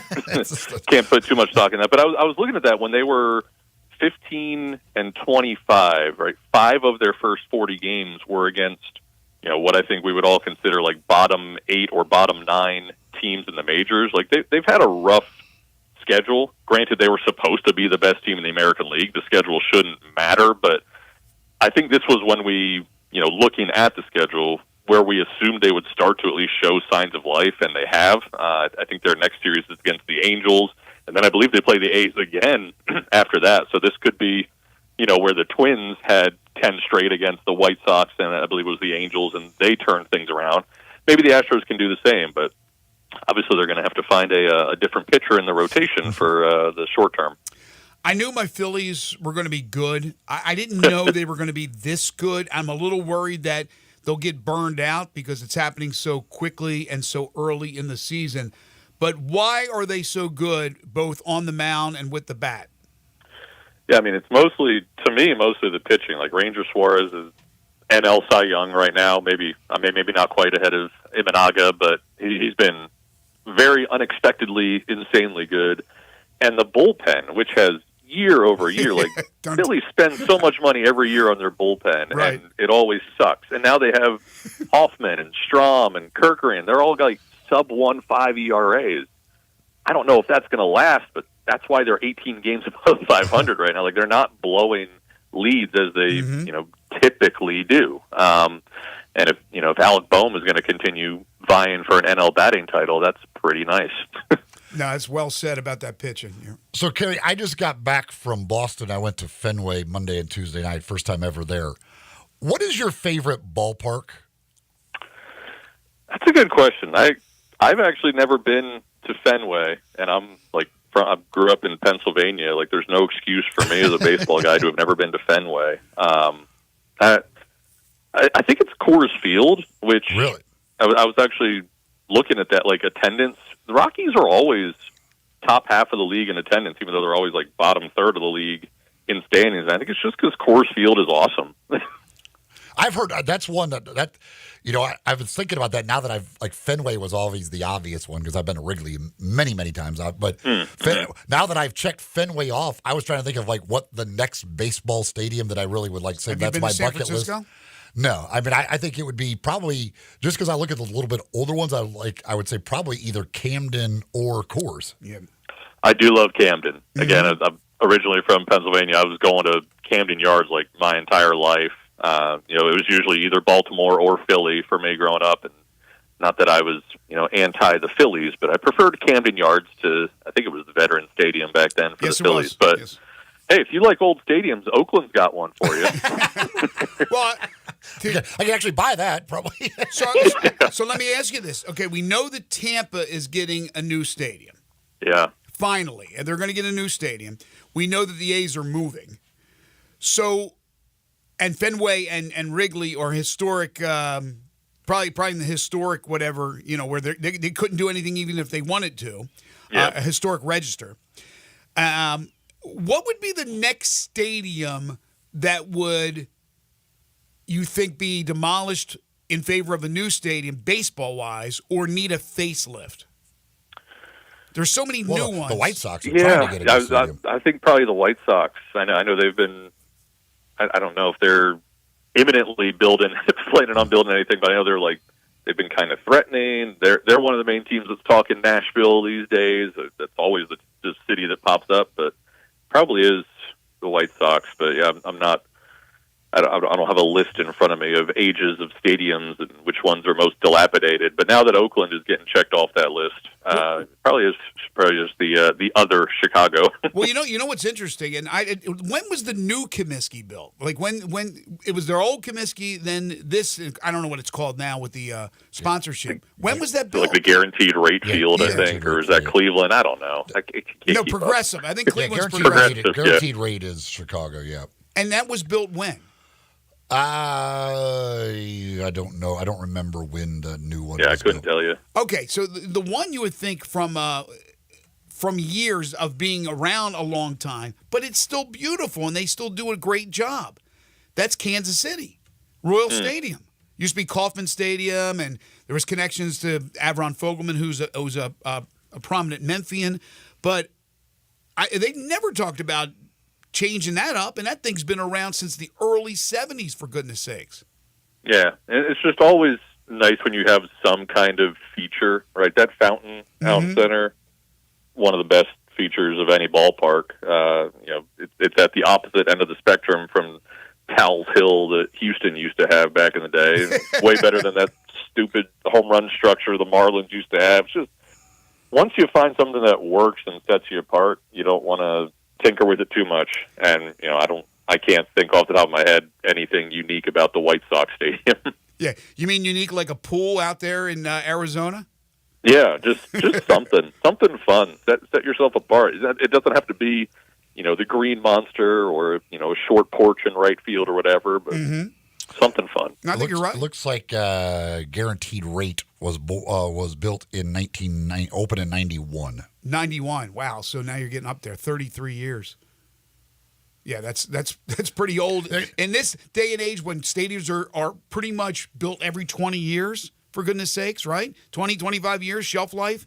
You're over 30 now. You're getting a little ancient in the stadium world. Most people when dealing with the White Sox today would say not a new stadium they need, it's a new team that they need. A new team, right? But probably a new location, would you say, or not? Well, they're talking about doing they had their they did some renderings of one on the river there, which I don't think there's any chance it would work, but I know you got the Bears and White Sox both doing a lot of renderings of stadiums that are probably never going to happen in Chicago. So but they love to put out a good rendering of a new stadium. All right, I just wish teams would ask for a new stadium when they're, in first place, not when they're 16 games back in the standings and nobody wants to go see them anyway. That's the thing. This is bad timing to be thinking about a new stadium. Yeah, we're like the worst team in baseball. Give us a new stadium. Right. You mentioned Oriole Park, Camden Yards, and that's not only a stadium I've been to a million times, but I used to cover the Orioles, so I'd go there a lot.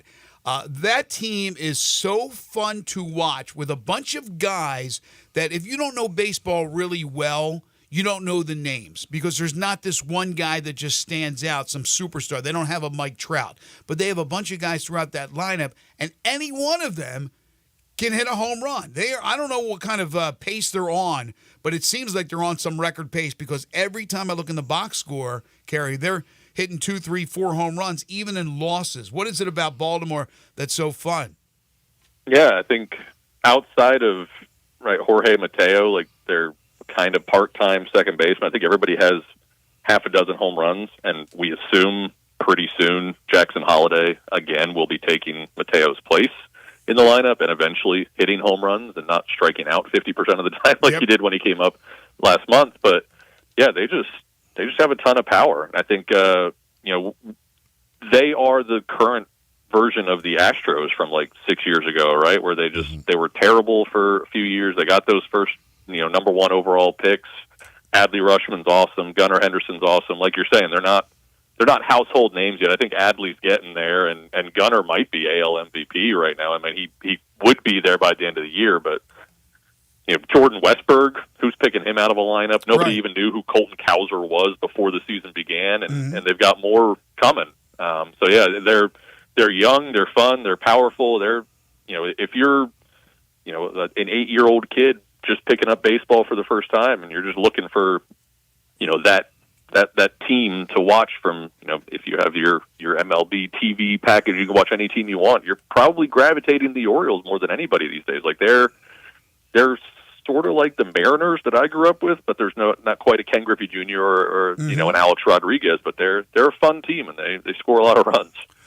Did you dive in? I saw that they released a bunch of, I guess they're doing the bat tracking now for hitters. Yeah. Did you dive into that? Anything stand out to you about it? Yeah, I tried to look at it a little bit. I read, I think it was Ben Clemens from Fangraphs, put out this whole thing where he's like, I mean, I got a math degree, and even me trying to read what he was writing. I was like going cross-eyed with all this R squared and stuff. And even at the end of his thing, he was like, yeah, I don't think there's really anything to make of this yet, but it might be interesting in the future, right? Kind of like once exit velocity became popular and we started using it, hearing it in broadcasts, and then eventually became a thing that we could like actually use in our, analysis and whatnot. I think maybe we'll get there with like blast rate and all this stuff, but I don't really understand any of it yet. Swing hard, hit hard. I think that's kind of the main takeaway. And the guys who are listed on there like the hardest with the fastest swings, like I could have guessed a lot of those guys probably had some of the fastest swings in baseball. Yeah, right. You don't need next level data to know that Giancarlo Stanton swings hard. Yeah, seen it many times. No, he swings really hard. He hits hard. And then there's a guy who pitches hard. His name is Paul Skeens. What did you think of his debut? Yeah, he got into some jams, wriggled out of them, had good strikeouts. I think he looked good. I mean, he only went 4 innings. What were we really expecting? I mean, he's not even a full year out of the draft. He wasn't going to go out there and pitch a complete game shutout or anything. But it wasn't as good as the Steven Strasburg debut once upon a time, but it was inspiring. I think he was what we wanted him to be. And, even though the Pirates are struggling, per usual in May, I think that between him and Jared Jones, they got something percolating. Did they say, because I know, like, what's their plan as far as pitch counts and stuff for him?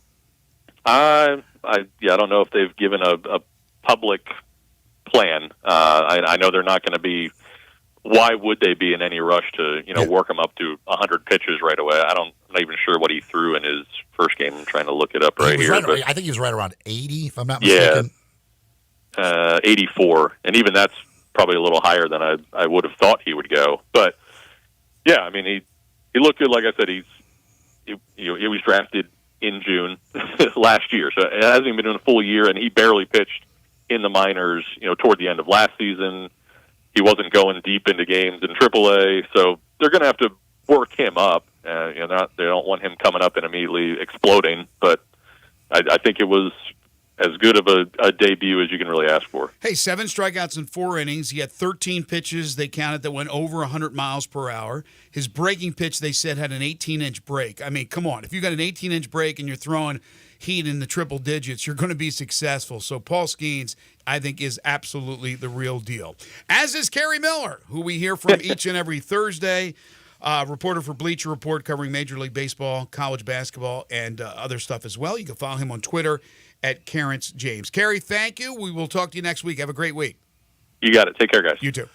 If you've got a move coming up, maybe you've just got a new house. Maybe you're moving across town. Maybe you're moving across country. Maybe it's a new office space. Whatever it is you're moving, wherever it is you're moving, you don't want to try and do it all yourself and don't want to ask your friends to help you, all of those things.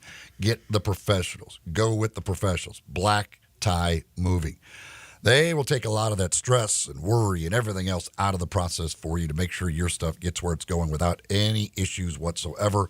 All you got to do is give them a call or go to their website, 901-316-6196, or go to blacktiemoving.com/Memphis. Talk with the folks at Black Tie Moving. They come up with a plan by working with you to come up with that plan that fits both your needs, fits your budget, and they give you the no-obligation quote up front. Throughout the move, you got a moving concierge available to answer any questions that you have that might come up through the process.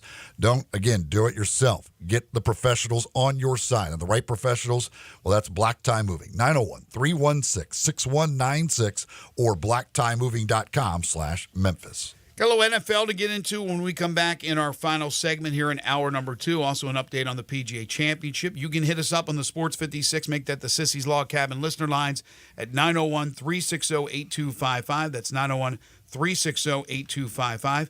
You're tuned in to Sports 56 Mornings with Greg and Eli on Real Sports Talk, Sports 56 and 98.5 FM.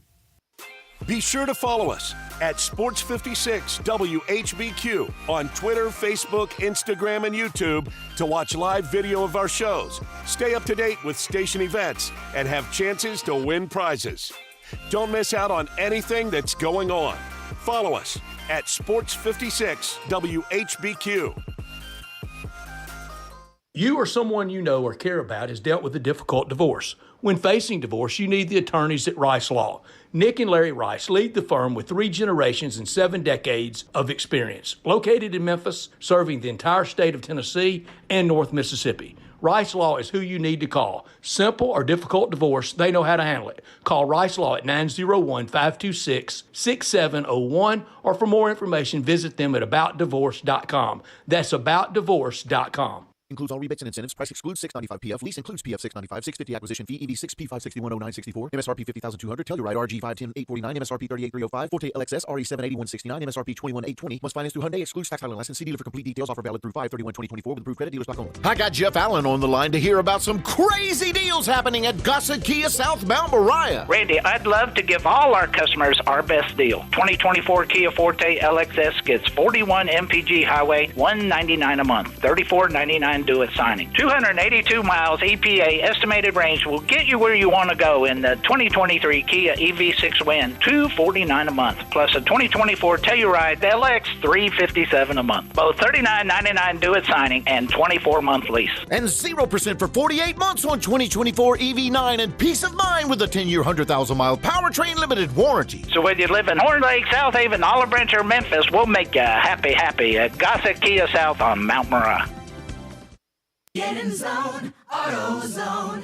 Welcome to AutoZone. What are you working on today? I think my battery's dead. With free battery testing and charging, we can help you get back on the road. Get in zone, AutoZone. So what if I need a new one?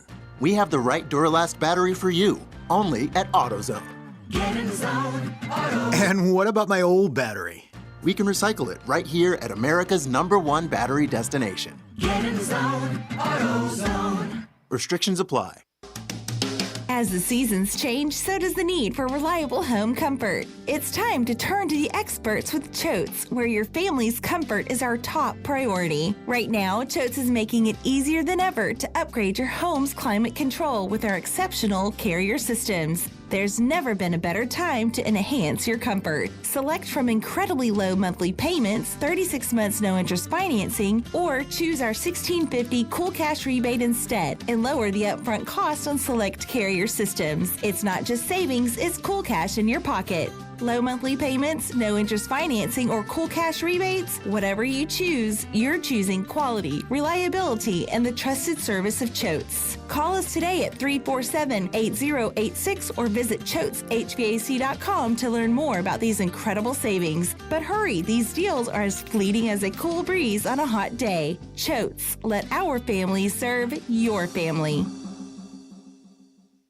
Locally owned and operated for over 40 years, Automatic Gates Construction tailors custom gate solutions for all your residential, commercial, and industrial needs, including repairs, maintenance, and installation.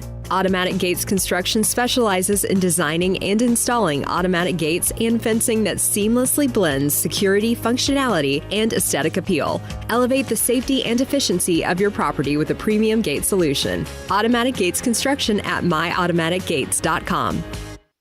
Now back to Sports 56 Mornings on Sports 56 and 98.5 FM. This hour is brought to you by James Gaddis Jewelers. Genuine diamonds, baby. Here once again, Greg Gaston and Eli Savoy. They are off and rolling at Valhalla in Louisville, Kentucky. PGA Championship, second major of the PGA Tour season. Victor Hovland off to a great start. He's 3 under through 4 holes, has a one-shot lead over a host of players at 2 under, including Jordan Spieth, Rory McIlroy, and Hideki Matsuyama. Tiger Woods, let's see, Cameron Smith 1 under, Brooks Koepka 1 under, Tony Finau 1 under. Tiger is even par through 5 holes. What did you think of last weekend? First of all, you had Rory McIlroy blowing away Xander Schauffele on that Sunday at the Wells Fargo. And then, of course, Scottie Scheffler, as you know what he did before he went on paternity leave. His wife had the baby, and he had won 4 out of 5 tournaments that he had entered, including the Masters and the Players' Championship. The question I've been asking all week to different golf guests I've had on, including Steve Sands and Doug Barron, who was on yesterday, those two guys at the top of their game, who's the better player? Who's the guy you pick? And it's been a consensus, and we even had today, if you missed it earlier, Matt Coughlin, who is an avid golfer, a 1-point-something scratch, I'm not 1-point-something handicap golfer, who said Scotty Scheffler. They've all said Scotty Scheffler. Do you believe that, again, both playing at the top of their game, it's Scotty Scheffler over Rory McIlroy? And again, it's hard to say. It's hard to at this point with what Scheffler has done to not say him. But you watch Rory, like what he did at the Wells Fargo, that stretch of holes on Sunday when he put it away. And you're like, why does this guy not win every week? Like just the way he drives the ball. I mean, when you're consistently 340, 350 off the tee, it's just insane. And, with him, Scheffler, there was the questions about putting. He made the putting change. He's been about to get better. Rory, to me, it's always been the wedges. I mean, because obviously he's hitting a wedge basically on every hole. Can he become consistent with them? And then a little bit of putting. But, yeah, I mean, again, you watch Rory when he gets on one of those stretches, and you're like, seriously, like, how does this guy not win every single tournament he's in? He has more, like, there are some physical tools there. I mean, because it's like, and that, like 340, 350 is just his stock driver. Like, that's not getting after it. That's just his normal driver swing. That's crazy. You like that one hole they had at Wells Fargo where they moved the tee box back so they couldn't clear that bunker, and he does it every day. Yep. And it's just nothing. Like, that's not even he's hitting lines that nobody. I mean, you like watch him and Xander Schauffele play. Xander Schauffele's long, and like it's not even close. Rory's so far out in front of him. It's like it's crazy. You were talking earlier about Michael Block last year. It was last year, right? Mm-hmm. Toast of the town. He's 5 over through 9. Sean McKeel, our good friend of the show, the Memphian, he is 4 over through 9. And another friend of the show, John Daly, is 3 over through 4, but he just birdied because he went from 4 to 3. So JD +3 through 4 holes, and Sean McKeel +4 through 9 holes. As I mentioned, Tiger Woods is even par. All right, so the NFL schedule came out this week. No big deal, but now you have all those reveals by the teams, which are funny. I mean, there's some good videos. I like what the Titans do. They have the lady that's out on the street. I don't know if she's on Broadway or wherever in Nashville, asking people. And they show the logo of the team they're about to play for that particular week. And they get the teams wrong most of the time or whatever. It's funny. But the analysts and who do this kind of stuff put together their list of the hardest schedules and the easiest schedules for this upcoming 2024 season based on the team's performances from last year. So I don't think it's too hard to put together, but they do that to make it easier for somebody like myself. The hardest schedule for next year, the New England Patriots. So Gerard Mayo takes over for Bill Belichick. Patriots, last couple seasons, have not been the Patriots that we know and love, or at least know. And he's walking right into the fire. More than likely starting a new quarterback in Drake May, although no guarantees he's starting. The Pats have the hardest schedule. The Bills are second, the Texans are third, the Browns are fourth, and the Steelers are fifth. The Titans, by the way, the 7th hardest schedule. The easiest schedule, and they have new coach, the easiest schedule, the Falcons, the Chargers, and Jim Harbaugh, the new head coach. Second easiest schedule, then the Saints, the Panthers, and the Bengals.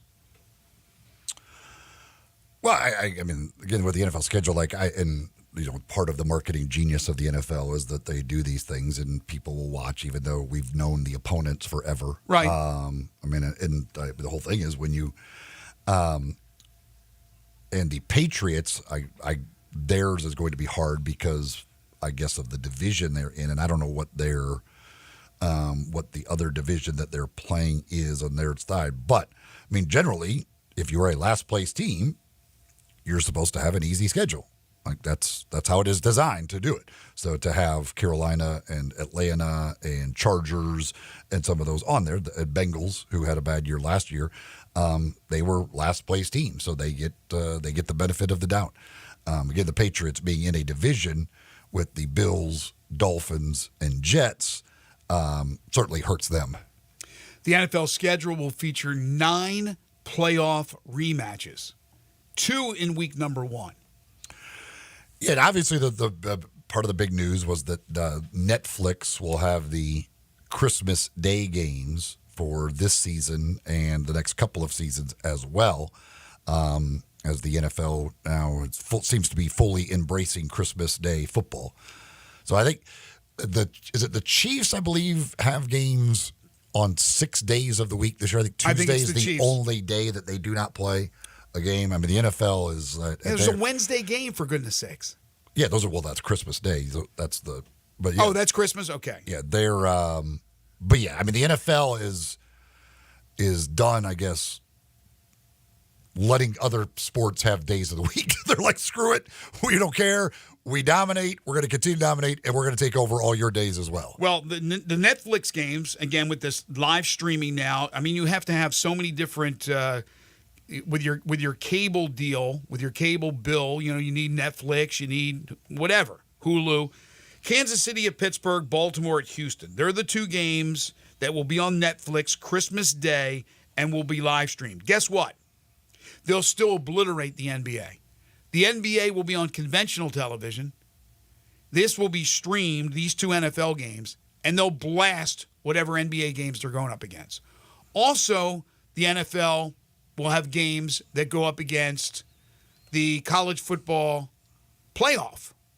And I don't know if we're talking about the first round or the first couple rounds, whatever it is. But Bill Hancock made a statement yesterday that, we're not changing. We're not changing. I think, look, the NFL is the behemoth. They're the gorilla in the room. They're going to dominate. They're going to destroy.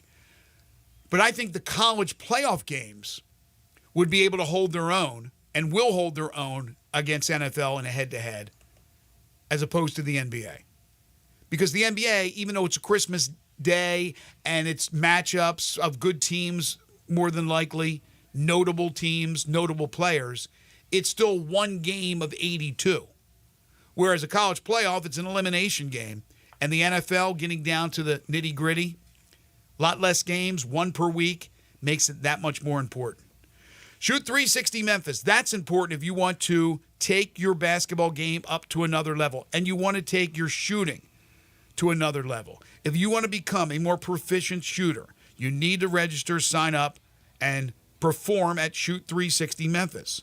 Perfect your shot, challenge yourself, compete with others, learn the proper ways to shoot the basketball using modern analytics. It's a revolutionary training facility that combines cutting-edge technology with expert coaching to improve shooting skills. The facility is equipped with advanced shooting machines that provide real-time feedback on shooting accuracy, arc, and depth. That is so pivotal to become a better shooter. Players can track their progress and analyze their performance.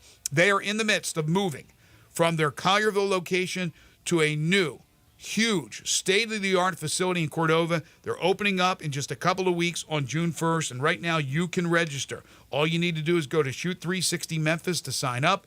Call them at 901-316-5500 or stop by their current location in Collierville. Ask them for a tour of the facility. Find out more about them. And then perfect your shot. Elevate your game at Shoot 360 Memphis. Pretty good leaderboard right now at the PGA. And you got Spieth, Schauffele, Hovland all tied at 3 under, and then McIlroy and Matsuyama right back at 2 under. Wow. It's pretty good names up at the top of the leaderboard early on. Where's Doug Gim? I saw him earlier. That just adds to that. I'm not sure what he might be. He might still be at 2 under. I don't know. Yeah, he's still at 2 under. Is he? All right, we'll take a break. Hour number 3 on the way. This is Sports 56 Mornings with Greg and Eli on Real Sports Talk, Sports 56, 98.5 FM.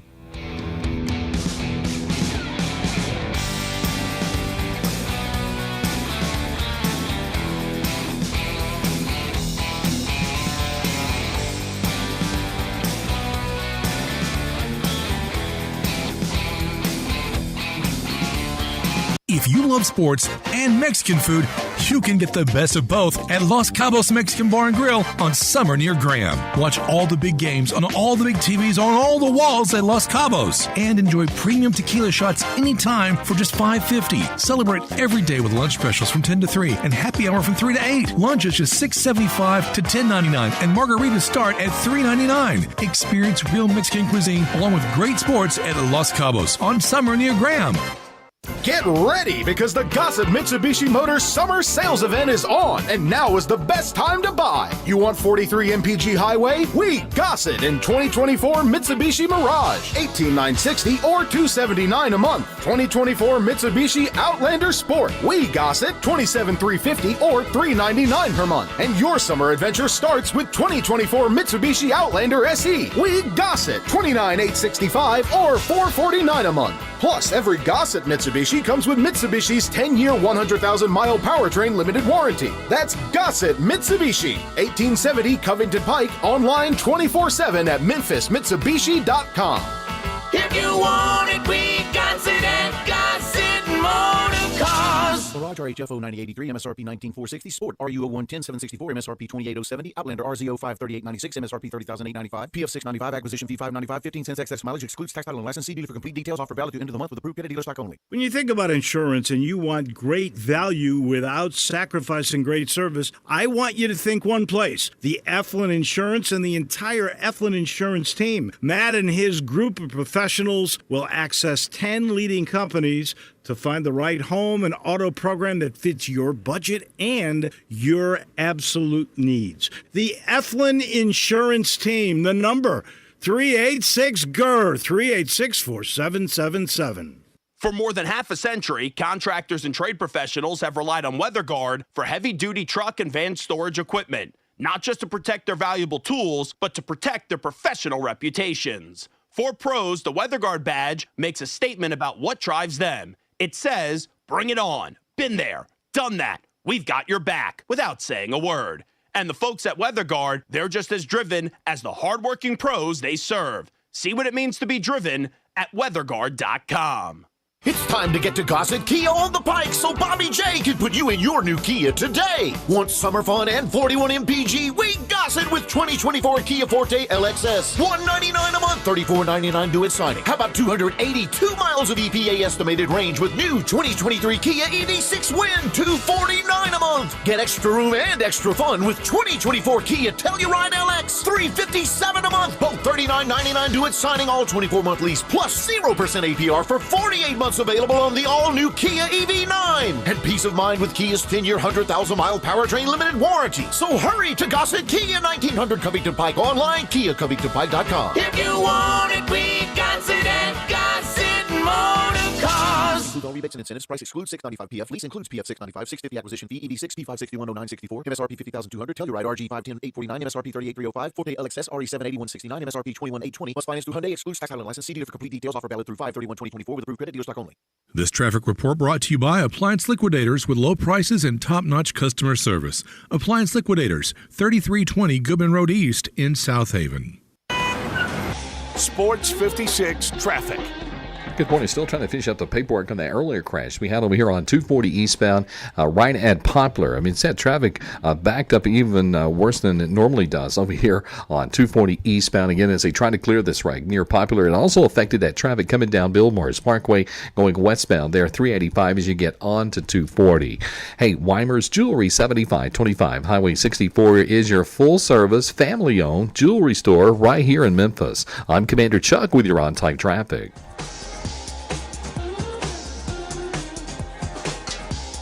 We are Sports 56, WHBQ Memphis, and W253DF Memphis, Flynn Broadcasting Stations.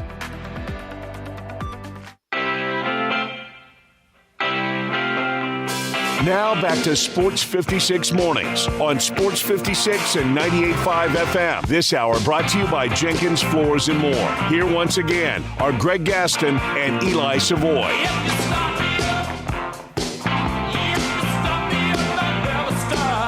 Cruising right along on a Friday. Make that a Thursday morning. I wish it was Friday. Greg Gaston, Eli Savoy, Zach Boyd with you on this Thursday May 16th, 2024, broadcasting live from the Family Leisure Studios. Family Leisure, where family and fun come together. 2120 Whitten Road, just north of I-40. Go visit them this weekend. Currently 72 degrees. It will get up to 83 today. Got a lot of sun. There'll be some increasing clouds this afternoon. No rain in the forecast for today, but overnight we got rain in the forecast. In fact, we could have some thunderstorms. Looks like it'll be a wet Friday. And then, this changed in the last hour. Now it looks like there could be some rain, about a 40% chance on Saturday, and then sunshine and 88 for a high on Sunday. You just never know with the weather. Here in hour number 3, no guests are scheduled. We got a lot to get to, but we certainly love to hear from you on the Sissy's Log Cabin listener lines at 901-360-8255. The third hour of the program is brought to you by Jenkins Floors and More. Big announcement yesterday from my friends Timmy and Rebecca Jenkins. They are moving to Horn Lake, Mississippi, closer to the metropolitan Memphis area. Currently in Hernando. They're going to 2356 Goodman Road in Horn Lake. That will start on June 1st. So right now you head on down to Hernando. Starting June 1st, you can head over to Horn Lake. Of course, they have stores, as we've talked about for weeks now, in Little Rock and in Cleveland, Mississippi. Family-owned and operated local business that specializes in flooring and carpeting, and they have an unbelievable 2-week turnaround. Again, you go with Jenkins, whatever the project is, they'll have it completed in 2 weeks. That's their promise. They will come to you, and they will give you a free estimate. They'll bring you samples. So whether it's residential, commercial, whatever the case may be, financing also available. Give them a call and set up an appointment today. 662-469-9350, 662-469-9350. They sell it to you wholesale. They skip the middleman and save you lots of money in the process. It's Jenkins Floors and More. Your boy Doug Gim got the 3 under. Dougie Gim? But now Xander Schauffele has taken the lead all by himself at 4 under par. Wow. That was the call that Mr. Steve Sands made the other day. He said, Greg, at 18-1, whatever that number was at that point, he said, that's your best value. And I said to Steve Sands, do you think he'll be mentally shot after what happened on Sunday at the Wells Fargo? And he giggled. He said, no. The problem is with Schauffele, he's not a good finisher. He has had trouble, and but he's a world-class player. There's no doubt. Certainly a lot of people like him coming in because he was playing well. But, yeah, he's got to prove that he can close the deal at one of these. Speaking of finishing, Doug Barron, our buddy, got it done. And after a couple of days of partying, joined me on the show yesterday. And he's ecstatic, playing with Ernie Els and Padraig Harrington and making all the big shots. And he talked about his mindset and everything. He said he woke up at 4 a.m. on Saturday night, couldn't sleep, so he played bridge. He said that's his new go-to. He goes online and plays bridge. But he's going to take the senior PGA off. His back is a little tight. He's going to loosen it up, get everything taken care of with the doctors, and he'll be ready to go for the rest of the year. But what a comeback from those from the elbow surgery he had, and then he also had another procedure a couple of months ago. He hasn't been back that long, and to go out there and win a major, that's fantastic. Yeah, awesome for him to get that done. That's got to be really, really cool to be able to say you have I don't care if it's a regular major, senior major, whatever. When you have a major title, that's pretty awesome. All right, so inside the NBA, the show with Ernie Johnson and Shaq and Charles Barkley, Draymond Green, who is beloved in the city of Memphis, by the way, if you didn't know that. He was a special guest.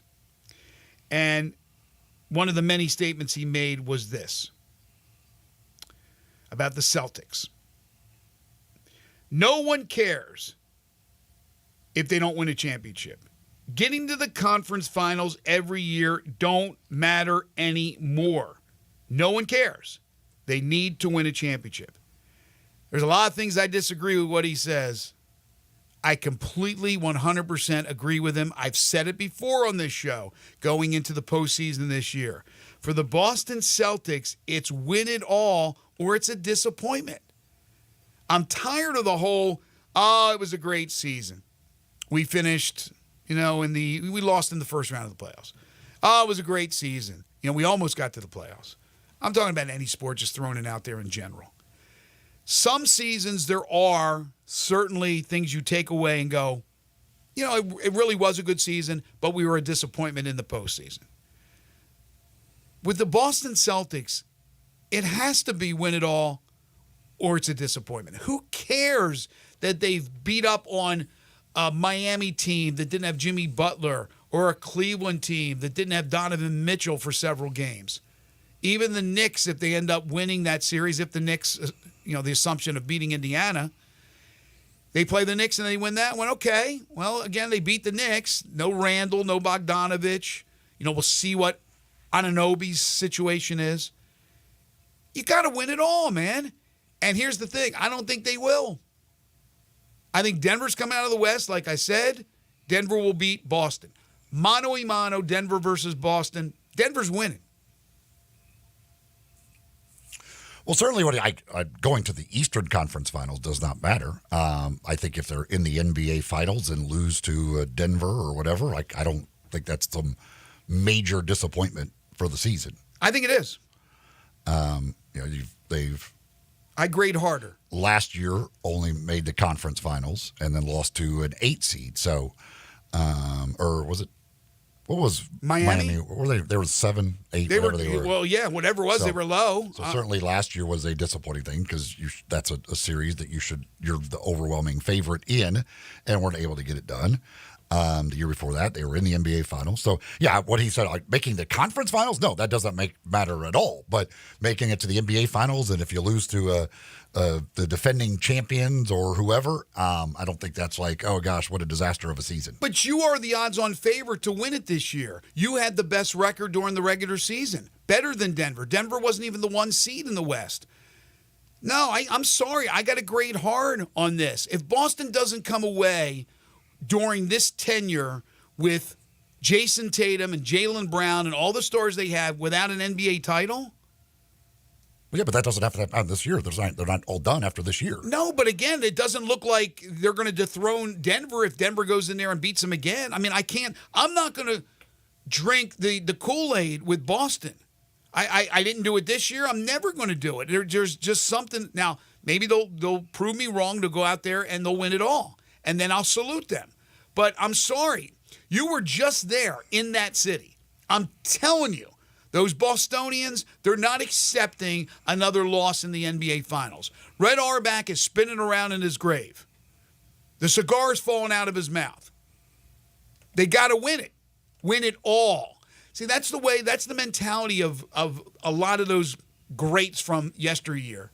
That they were, ask Larry Bird or Robert Parrish or Kevin McHale.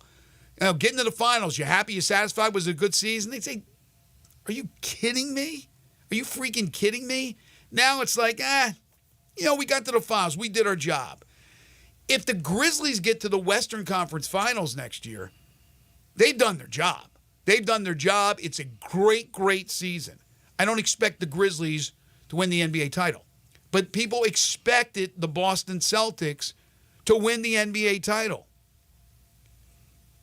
So I think it's a huge disappointment. All right, let's go to the Sissy's Log Cabin listener lines. 901-360-8255. Don't be shy. Any topic is fine in the world of sports. CD wants to talk a little golf. CD, how are you? I am fine, gentlemen. How are you all doing? Doing good, Great, thank you. Look, I'd just like to know just from the three of you, if you was at the PGA tournament right now, mm-hmm. and you had your choice to be a caddy for one of the golfers, who would you choose for those days? I'd like to hang up and listen. Thank you, CD. Interesting question. I'd want to do it for Scotty Scheffler because he's probably going to win, so I'm going to take the most money I can get. I knew you were going to say that, and it's not the wrong thing to say, right?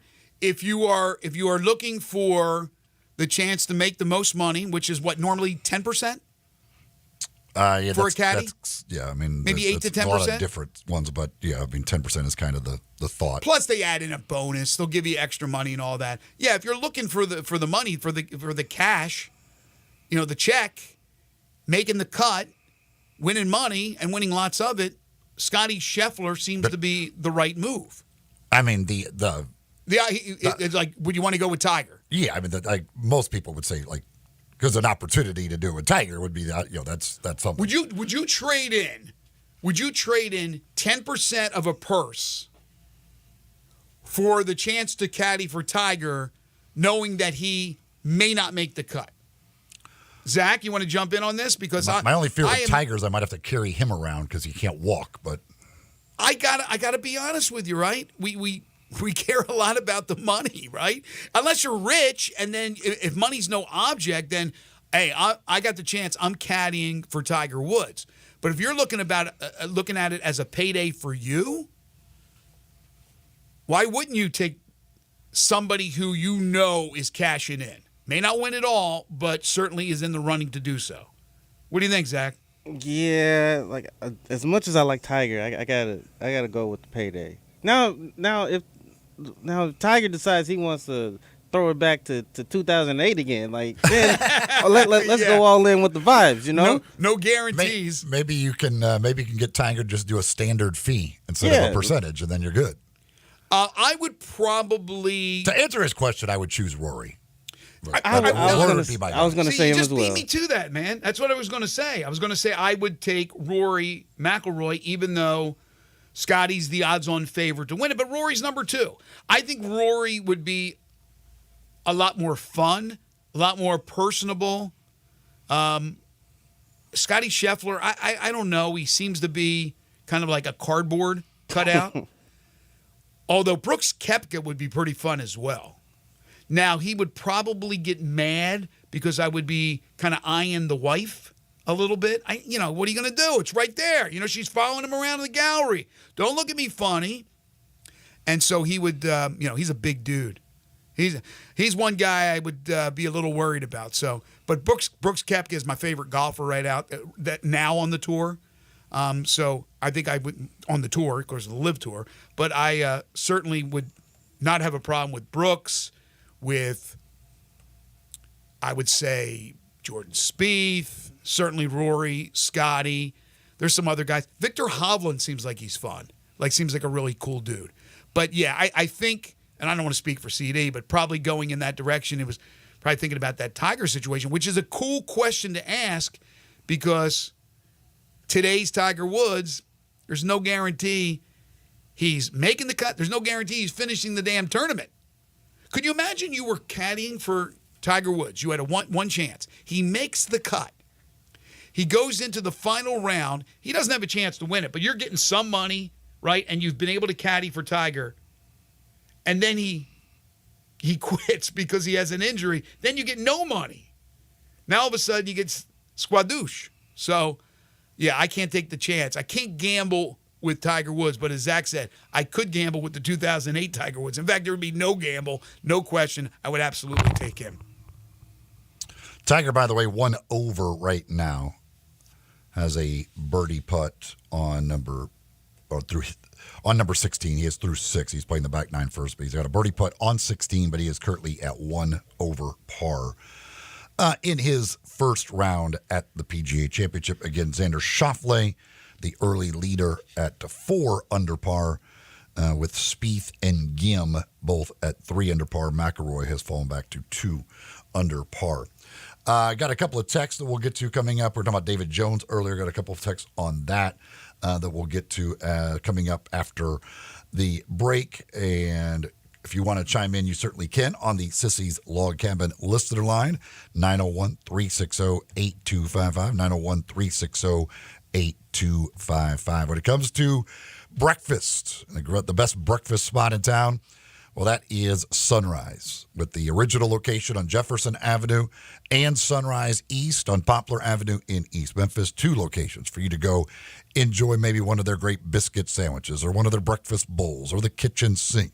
Of course, there's also a great lunch menu as well, with their sandwiches like the bacon cheeseburger, the French dip, which is my favorite, sandwiches and salads and other great things on that lunch menu as well. It's all delicious. at Sunrise. You can order online at sunrise901.com to make it easy for you to pop on in, grab your food, and be on your way. Again, 670 Jefferson Avenue, that's the original. On Poplar Avenue in East Memphis is Sunrise East, and online at sunrise901.com.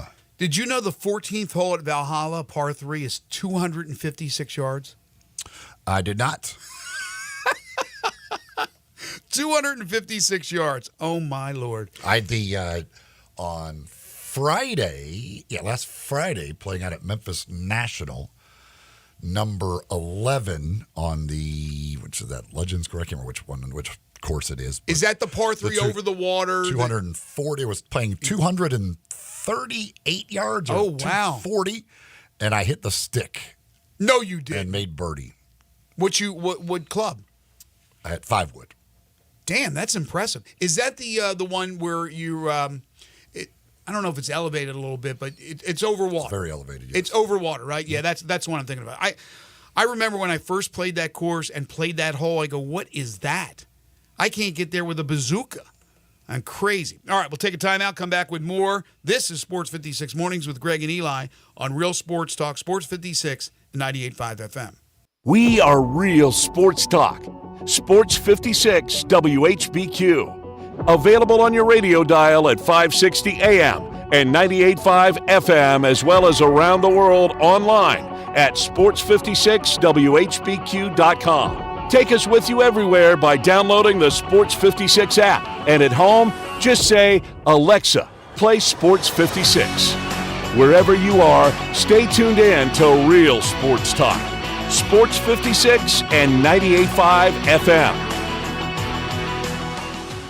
Includes all rebates and incentives. Price excludes $695 PF. Lease includes PF $695. $650 acquisition fee. EV6 P5610964. MSRP $50,200. Telluride RG 510 $849. MSRP $38,305. Forte LXS RE 780 $169. MSRP $21,820. Must finance through Hyundai. Excludes tax title license. See dealer for complete details. Offer valid through 5/31/2024 with approved credit. Dealers.com. I got Jeff Allen on the line to hear about some crazy deals happening at Gossett Kia southbound Mariah. Randy, I'd love to give all our customers our best deal. 2024 Kia Forte LXS gets 41 MPG highway, $199 a month, $34.99 due at signing. 282 miles EPA estimated range will get you where you want to go in the 2023 Kia EV6 Win, $249 a month, plus a 2024 Telluride LX, $357 a month. Both $39.99 due at signing and 24-month lease. And 0% for 48 months on 2024 EV9, and peace of mind with a 10-year, 100,000-mile powertrain limited warranty. So whether you live in Horn Lake, South Haven, Olive Branch, or Memphis, we'll make you happy at Gossett Kia South on Mount Moriah. You've heard of James Gaddis Jewelers, but have you heard what they've done lately? Everything. A tremendous selection of diamonds and jewels, gold, silver, and much more. Lots of watches, tons of custom-made jewelry, fine gemstones, bracelets, necklaces, so many choices. Romantics will love the one-of-a-kind estate and vintage jewelry. James Gaddis has experts to help you with wedding and engagement rings, plus 2 repair experts for fine watches and jewelry. Layaway and financing available. James Gaddis Jewelers at 4900 Poplar. At Jason's Deli, when you're dining in or picking up curbside, you can expect wholesome food and no surprises, just delicious sandwiches, crisp salads, and quick quality meals made with the freshest ingredients and no artificial trans fats, MSG, high fructose corn syrup, or artificial colors and dyes. Around here, a lot of thought goes into what we put into our food and what we take out of it, because you're not just taking a bite, you're getting a taste of who we are. New items are constantly being created to expand our menu for all tastes and special diets with vegan and gluten-free options available. Convenience and on-time delivery you can count on. It's just a click away at jasonsdeli.com, so whether you need to feed 5 people or 5,000, the team at Jason's Deli, they have the credentials and the commitment to keep you satisfied. Freshness is nearby at Jason's Deli with locations at Ridgeway in the Park Place Center, Poplar and Highland, Germantown Road in Cordova, and on Goodman Road in Olive Branch. Jason's Deli. It's wholesome food and no surprises. Hey, Mid-South, I've got Marty McNade getting back to the past on these prices at Gossett Volkswagen Germantown. This is heavy, Doc.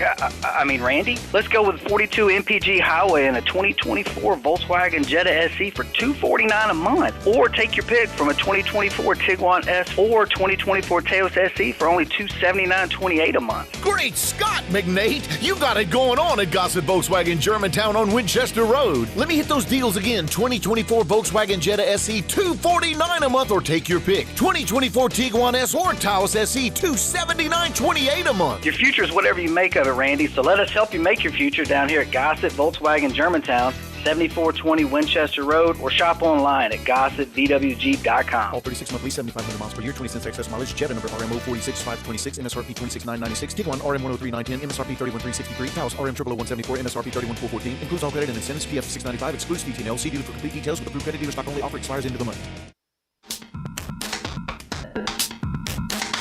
Now back to Sports 56 Mornings on Sports 56 and 98.5 FM. This hour brought to you by Jenkins Floors and More. Here once again are Greg Gaston and Eli Savoy.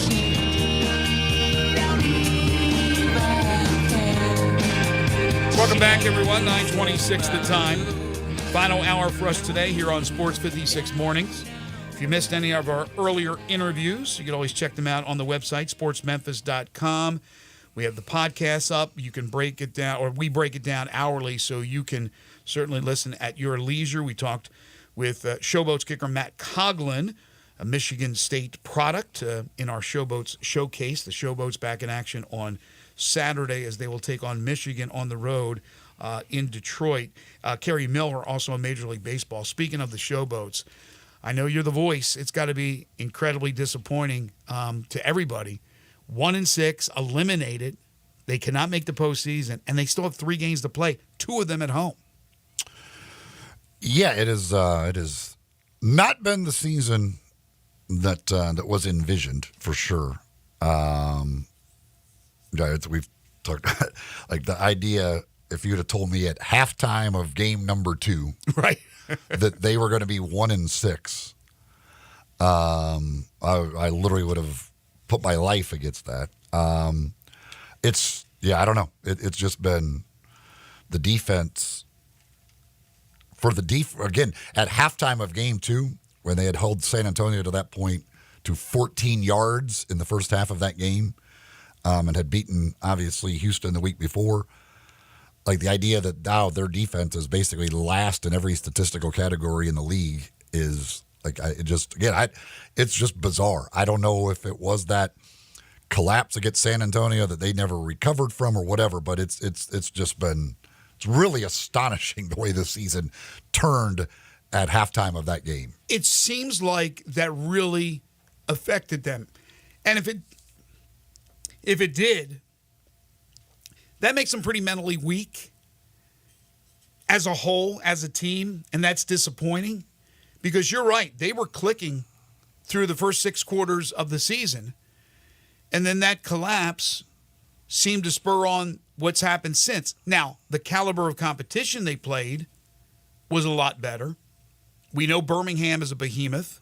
We know St. Louis is a really good team. Michigan's a solid team, but it is extremely disappointing. Now, I know, the situation you're in as being a part of that organization in the sense of doing the broadcast, not part of the organization per se. But as far as the future, I don't know.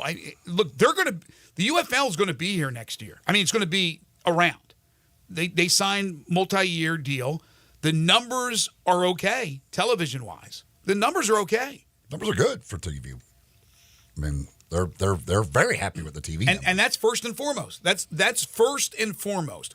But as Daryl Johnston said before the season, it's also important how many people come to the games, enjoy the product, buy the merchandise, that kind of stuff. And we know that St. Louis is off the charts, and the others have struggled, and Memphis has struggled dearly. And now you look at 2 home games to end the regular season after this weekend's away game, and you wonder how many people will show up. I'm hoping that they do. I like the product. I think it's good football. I watched the Birmingham-St. Louis game the other day. I watched the Memphis game as well. And it's good football. And I just, for the sake of our city, it's never good when things don't work out, whether it's businesses of any type, sports or restaurants or what have you. I don't know. I don't know what's going to happen. You know, Fred Smith is going to be a big decider, I guess, on this franchise. But hopefully it's around. And hopefully, for goodness sakes, that they will have the cities host the teams as opposed to one city hosting the 8, having the pod with 8 teams in Arlington. I don't think that helped, and we knew that from the get-go. Now, you still have to put a product on the field that is worthy of people spending their money, no matter how affordable those tickets are. But again, I don't know. I don't know if you've heard anything. I haven't certainly heard anything, but I think a lot will have to do. Will they sell teams to individuals? Are individuals willing to buy it? Or it doesn't have to be an individual, but a group. I don't know what the future is for Memphis, but I do know in 2025 there will be a UFL. Yeah, there's no doubt there will be a UFL, and I mean there's the thought is that they will expand for next season as well. To some say 10, some say 12. But I think the idea is they would like to expand for next year. I think that the Showboats will be here next year. I think the league, because the thing with the USFL, the league, like they really didn't care about attendance. Like they were simply using, because it was owned by Fox, it was a TV product pretty much solely to them.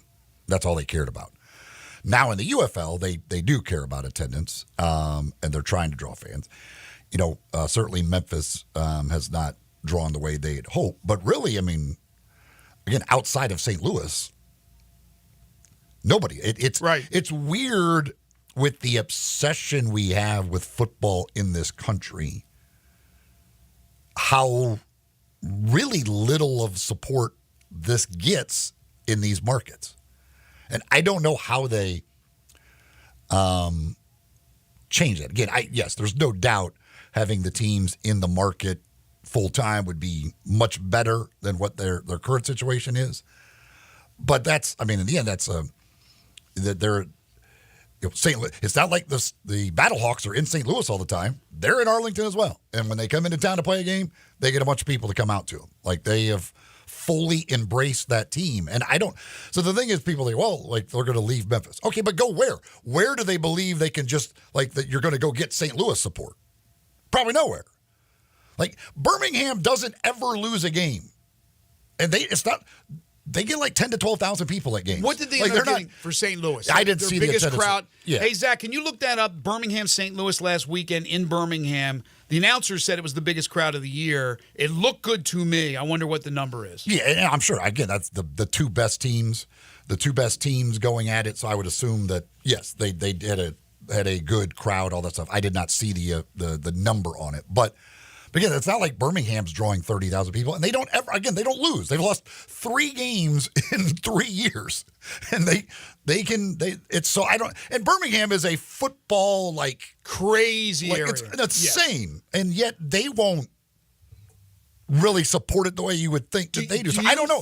I don't know what markets the thing like people are like, oh, they're gonna take the show. Well, to go where? Like where do you feel like you're just gonna be able to get some really good crowds? I don't, based on the current thing, outside of St. Louis, there's nowhere. Do you think that they missed the boat not starting the season right after the Super Bowl?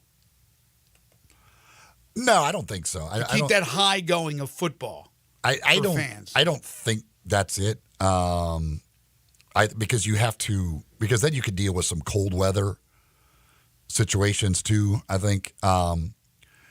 You know, the thing, too, like here in Memphis, now, again, these are all excuses. And, again, it's always easy for people to come up with the excuse of why they don't want to go to the game. But they did not do really any favors on the schedule with the 11. We've had 2 11 a.m. kickoffs. You know, Birmingham at least has had night games. Again, this goes. They should, like they are the best team in the league. Like they're going to get some benefit of the doubt on some scheduling things. You know, the Showboats get one night game at home, and that's a Sunday night game. It's not even a Saturday night game. It's a Sunday night game for their final game of the season. So, this when you start getting into May, June and stuff in these types of cities, it helps to have some night games. It helps to have night games to begin with, but certainly when the weather starts getting hot, I mean, here with the setup of the stadium now, with everybody being on the other side, like those 11 a.m. kickoffs, like you are sitting in the sun for 3 hours. It's good. And then the one game we got the rainstorm that came through. Like, so again, they and I think the league wishes they would have done some things differently with the seating, but they didn't know what the construction situation was going to be, so they couldn't commit to stuff. So they committed to putting everybody on the one side. I think the league. That's the thing. I think they will be back next year. What the long-term future is of it, I have no idea, but a lot of that will be decided by Fred Smith. I would love to know how many people in Memphis watch the product on television. Memphis does well. Memphis is one of they released the markets, and I want to say Memphis was like 5th or 6th as far as television ratings for the UFL overall. So, to a certain extent, having these games on very prominent networks, not live stream where you have to pay for, or some channel or network that takes you forever to find, is almost hurt Memphis in a sense. If they are watching games, and there's good numbers to support that, and they're not going to games, there's a miss here, right? They're at home, which again is a problem across the board in sports. Not for everybody, not for every sport, not for every level, not for every team, but for many where people want to stay at home and watch multiple games and eat their own food and drink their own drink and not have to go to the stadium. There's other teams where they have sellouts all the time because people want to go to the games. But if Memphis is supporting by watching and not going to the games, that's a problem. Because, again, Daryl Johnston wants both. He wants the TV ratings, which is the most important thing for the product, because if those ratings were really bad, they'd pull the plug on the league after this year. They're not. They're good. But he also wants attendance, and therein lies the problem. You got the attendance for... Yeah, so the Birmingham St. Louis Battlehawks game, that was a little bit over 14,000. A little over 14 for this past weekend. When you had that's the best team in the league, the dominant force against the second best team in the league, which has the support. Like, I'm sure there were some probably Battlehawks fans that made the trip down to Birmingham. There were, because they love that team. So you just, again, 14,000 is the announce. Who knows how many were actually there for a team that's lost 3 games in 3 seasons, playing the second best team in the league, the other first place team. For a football crazy area that we just talked about, I'd like to know. It's almost having to get somebody on from Birmingham radio to ask them what's the disconnect there. Again, it's not as bad a disconnect as it is in Memphis as far as attendance, but it's not great, as you pointed out. It's not 40,000 legit that they're getting in St. Louis, and Birmingham loves their football. So where is the miss? Is the miss because of the time of year? Because there's nothing you can do about it. You're not moving into the fall. This isn't the USFL again from the 80s. Is it because they take that break after the Super Bowl and people lose interest in football? They just have other things to do because it's easily accessible on television. I don't know what the reason is. But they got to figure that stuff out too. Yeah, that's what I'm saying. Like that, my thing is like, it'd be different. Like if you say, okay, we're going to, especially if the league wants to expand, that already means they've got to find a couple of new markets to begin with. Then if you start moving teams, where are you going to move them that you believe you're going to get some great support? Based on right now, you basically have 1 city out of your 8 that give great support. So what's that magic city that you're going to move a team to that suddenly you're really confident it's going to be way better there? Right. That's one of the many, many questions. I don't know if they have answers for them. Maybe they will, maybe they won't in the future. The Crazy Coop, I got an answer for you. Where's the best wings in town? The Crazy Coop, located at 7199 Highway 64 between Appling and Kirby Whitten. It's where Bartlett meets Memphis. 32 delicious flavors to choose from and counting, like the Crazy Lemon Twist, which is a savory, zesty, citrusy taste of fresh lemon twist. The Jalapeno Cheddar, an acidic and spicy flavor, completed with a burst of sharp cheddar. You like it really hot? How about the Crazy Sweet Lemon Pepper Hot or the Crazy Suicide? And if you can't take the heat, the 4-cheese roasted garlic or the barbecue bacon bourbon. Just some of the delicious flavors that they have for your wings at the Crazy Coop. They also have catfish sandwiches and half-pound burgers, great sides like fried okra, fried dill pickles, green tomatoes, and they have a Crazy Coop special, and it's crazy. Choose from 3 whole wings or 6 party wings, fries, and a drink for just $9.99. Open 7 days a week from 11 to 9. Ask about their catering services as well. You can go in, pick up. You can have any of the services delivered to your home or office. Find them on Instagram and Facebook. The Crazy Coop, family-owned and operated, America's premier wing destination. We're coming back with our final segment. This is Sports 56 Mornings with Greg and Eli on Real Sports Talk, Sports 56 and 98.5 FM. Add a little fun to your lunch break. Join Johnny Radio for Sports 56 Happy Hour from 11 to 1 every weekday on Sports 56 and 98.5 FM. Locally owned and operated for over 40 years, Automatic Gates Construction tailors custom gate solutions for all your residential, commercial, and industrial needs, including repairs, maintenance, and installation. Automatic Gates Construction specializes in designing and installing automatic gates and fencing that seamlessly blends security, functionality, and aesthetic appeal. Elevate the safety and efficiency of your property with a premium gate solution. Automatic Gates Construction at myautomaticgates.com.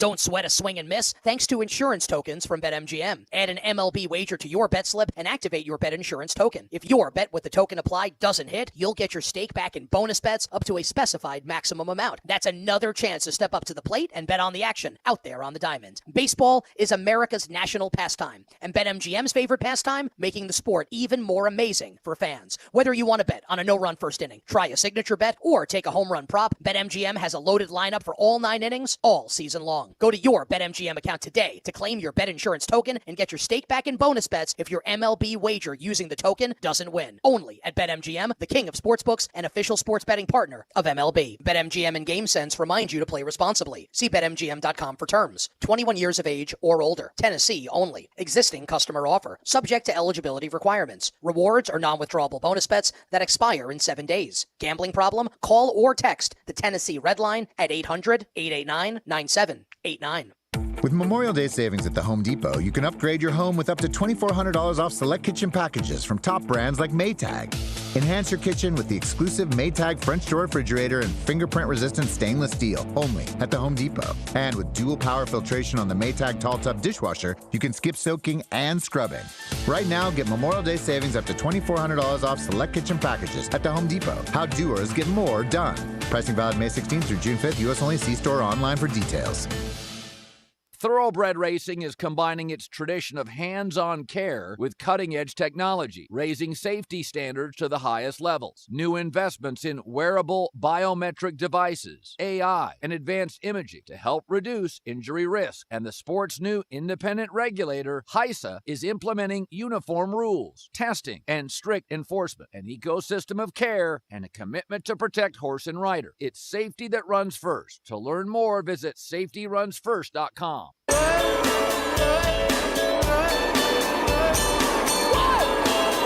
Now back to Sports 56 Mornings on Sports 56 and 98.5 FM. This hour brought to you by Jenkins Floors and More. Here once again are Greg Gaston and Eli Savoy.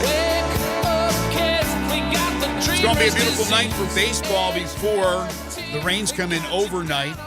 And the Memphis Tigers have a huge series, their final 3 games of the regular season against Wichita State. But will there be a postseason? Only 8 of the 10 teams in the American Conference go to the AAC Championships, the tournament in Clearwater, Florida. And the Tigers still have work to do, and they'll get a challenge from the Shockers, certainly. So Memphis needs your support. Tonight, 6 o'clock. Tomorrow night, 6 o'clock. Again, weather permitting tomorrow. 1 o'clock Saturday. The Tigers are going to have to at least win 2 out of 3, win the series, and get some help if they are to head to Clearwater in Matt Reiser's first year. Either way, even if they come up a little bit short, I think the future is bright with Matt Reiser. He'll get some of his players in next year. It's a fun style of baseball to watch in a sport that, quite frankly, can get boring at times. I think he is an exciting product out there, but they'll need your support this weekend. Xander Schauffele birdies 18, so he makes 5 birdies on his opening 9 holes. Wow. As a 2-shot lead at the PGA Championship early in round 1. Couple of text messages. We were talking about David Jones earlier, and it was 6'3.5" is what he measured without shoes. Oh, it was 6'3.5". My bad. But again, that's I mean, certainly he'll play with shoes on. Yeah, but how much of a but difference that's still does it pretty make? small for him. Yes, but they list him at 6'6". They have him, what, 6'3.5", did you say? 6'3.5" is what he measured. 6'3.5". That's 2.5 inches. Are sneakers 2.5 inches thick? No. So, again, listing him at 6'6" is crazy. But everybody does it. I mean, it's all around the country. There's no question about it. They probably ask, hey, how tall are you? You're 6'6"? All right, write down 6'6". Another text says David Jones can get his own shot off, but if he's going to be a guard in the NBA, that's never going to work. He turns the ball over every time he touches it. Yeah. It's a fair point. He does not have great handles. He had to have the ball in his hand a lot more than I think that Penny Hardaway had hoped because of the scoring. It would have been, I think, a lot better if Quinterly or whoever was able to do most of the ball handling, get it to David, and David just drive or shoot. But David had the ball in his hands an awful lot and certainly turned it over a lot. Now, but again, the positive is how really good a rebounder he is. That's a feather in his cap. He shoots the ball well. He rebounds the ball extremely well. But he turns the ball over and doesn't have great handles. And he's not a great defensive player. But he's going to rebound like that in the NBA when he's only, again, 6'3". Exactly. Well, a lot of it is effort. I mean, look at some of these guys, the way they rebound, that are a lot shorter. You have Hart. He's not the biggest guy in the world for the Knicks, but he has heart because he goes in there and he battles and he gets rebounds. You know, Doncic isn't always the biggest guy. I'm not saying he's small, but he goes in there, he gets rebounds. There are some guys that really rebound the basketball well. Conchar rebounds the basketball well. He goes up against bigger guys. I'll say that for the Tiger fans that are hoping that David Jones comes back to the Tigers, that 6'3.5" measurement is a good thing. Yes. Yes, if you're looking at measurements and that's a factor in your decision. I'm telling you, in my opinion, if he gets a guarantee from a team or two that say, listen, hang in there, stay in the draft. You may not get drafted, but we're going to take you as a two-way guy. He's gone. That's $500,000, like you said. And, yeah, sure, he can get that NIL money possibly at Memphis, but I don't know. I think if there's a guarantee that he's on a roster. I mean, look what happened with the Grizzlies. No team hopefully will ever have to go through what they did. But all those guys got their opportunities and then some, like 30 other dudes. So I think if that happened, he would be gone. If he doesn't get that, yeah, we're going to take you. We're very interested in you when he makes the rounds or has those workouts that teams will have in the next 2 weeks, 3 weeks, whatever the case is. 2 weeks because he has to make that decision at the end of this month, then I think he would come back. And if he does come back, Penny loved that smaller lineup that he had last year where he was playing a 4. But that is a really small lineup when you think about it with some of the guys they have coming in. And speaking of that, Jason Munz has a good story on the analytics. And Evan Mayakawa, who's a college basketball analytics guy, put together, I don't know, crunching the numbers, whatever they do, overall transfer activity. And he has Memphis ranked number 7 overall with their newcomers, with Dane Danger listed as having the potential to have the biggest impact among the newcomers. So you bring in those guys, and that group is not all these big 5-star dudes. It's guys that are really good and are more defensive-oriented than the group that came in last year and know their job. You throw in David Jones with that, a scorer and a proven scorer at the collegiate level.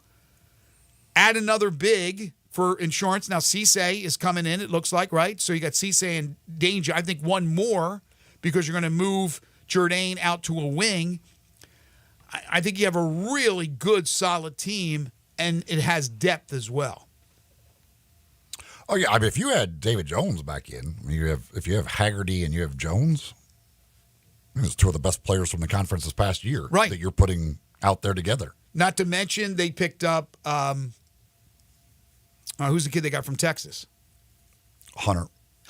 I mean, I think he was a 5-star guy, 4-star, 5-star guy. So this is a really, really good player that they're bringing in. Colby Rogers, who was on our show, is a 3-point shooter from Wichita State. Now, it's interesting because Penny's talked about Jourdain, and Jourdain's talked about moving out to playing more on the perimeter because he is a good 3-point shooter. Shot 40% from 3.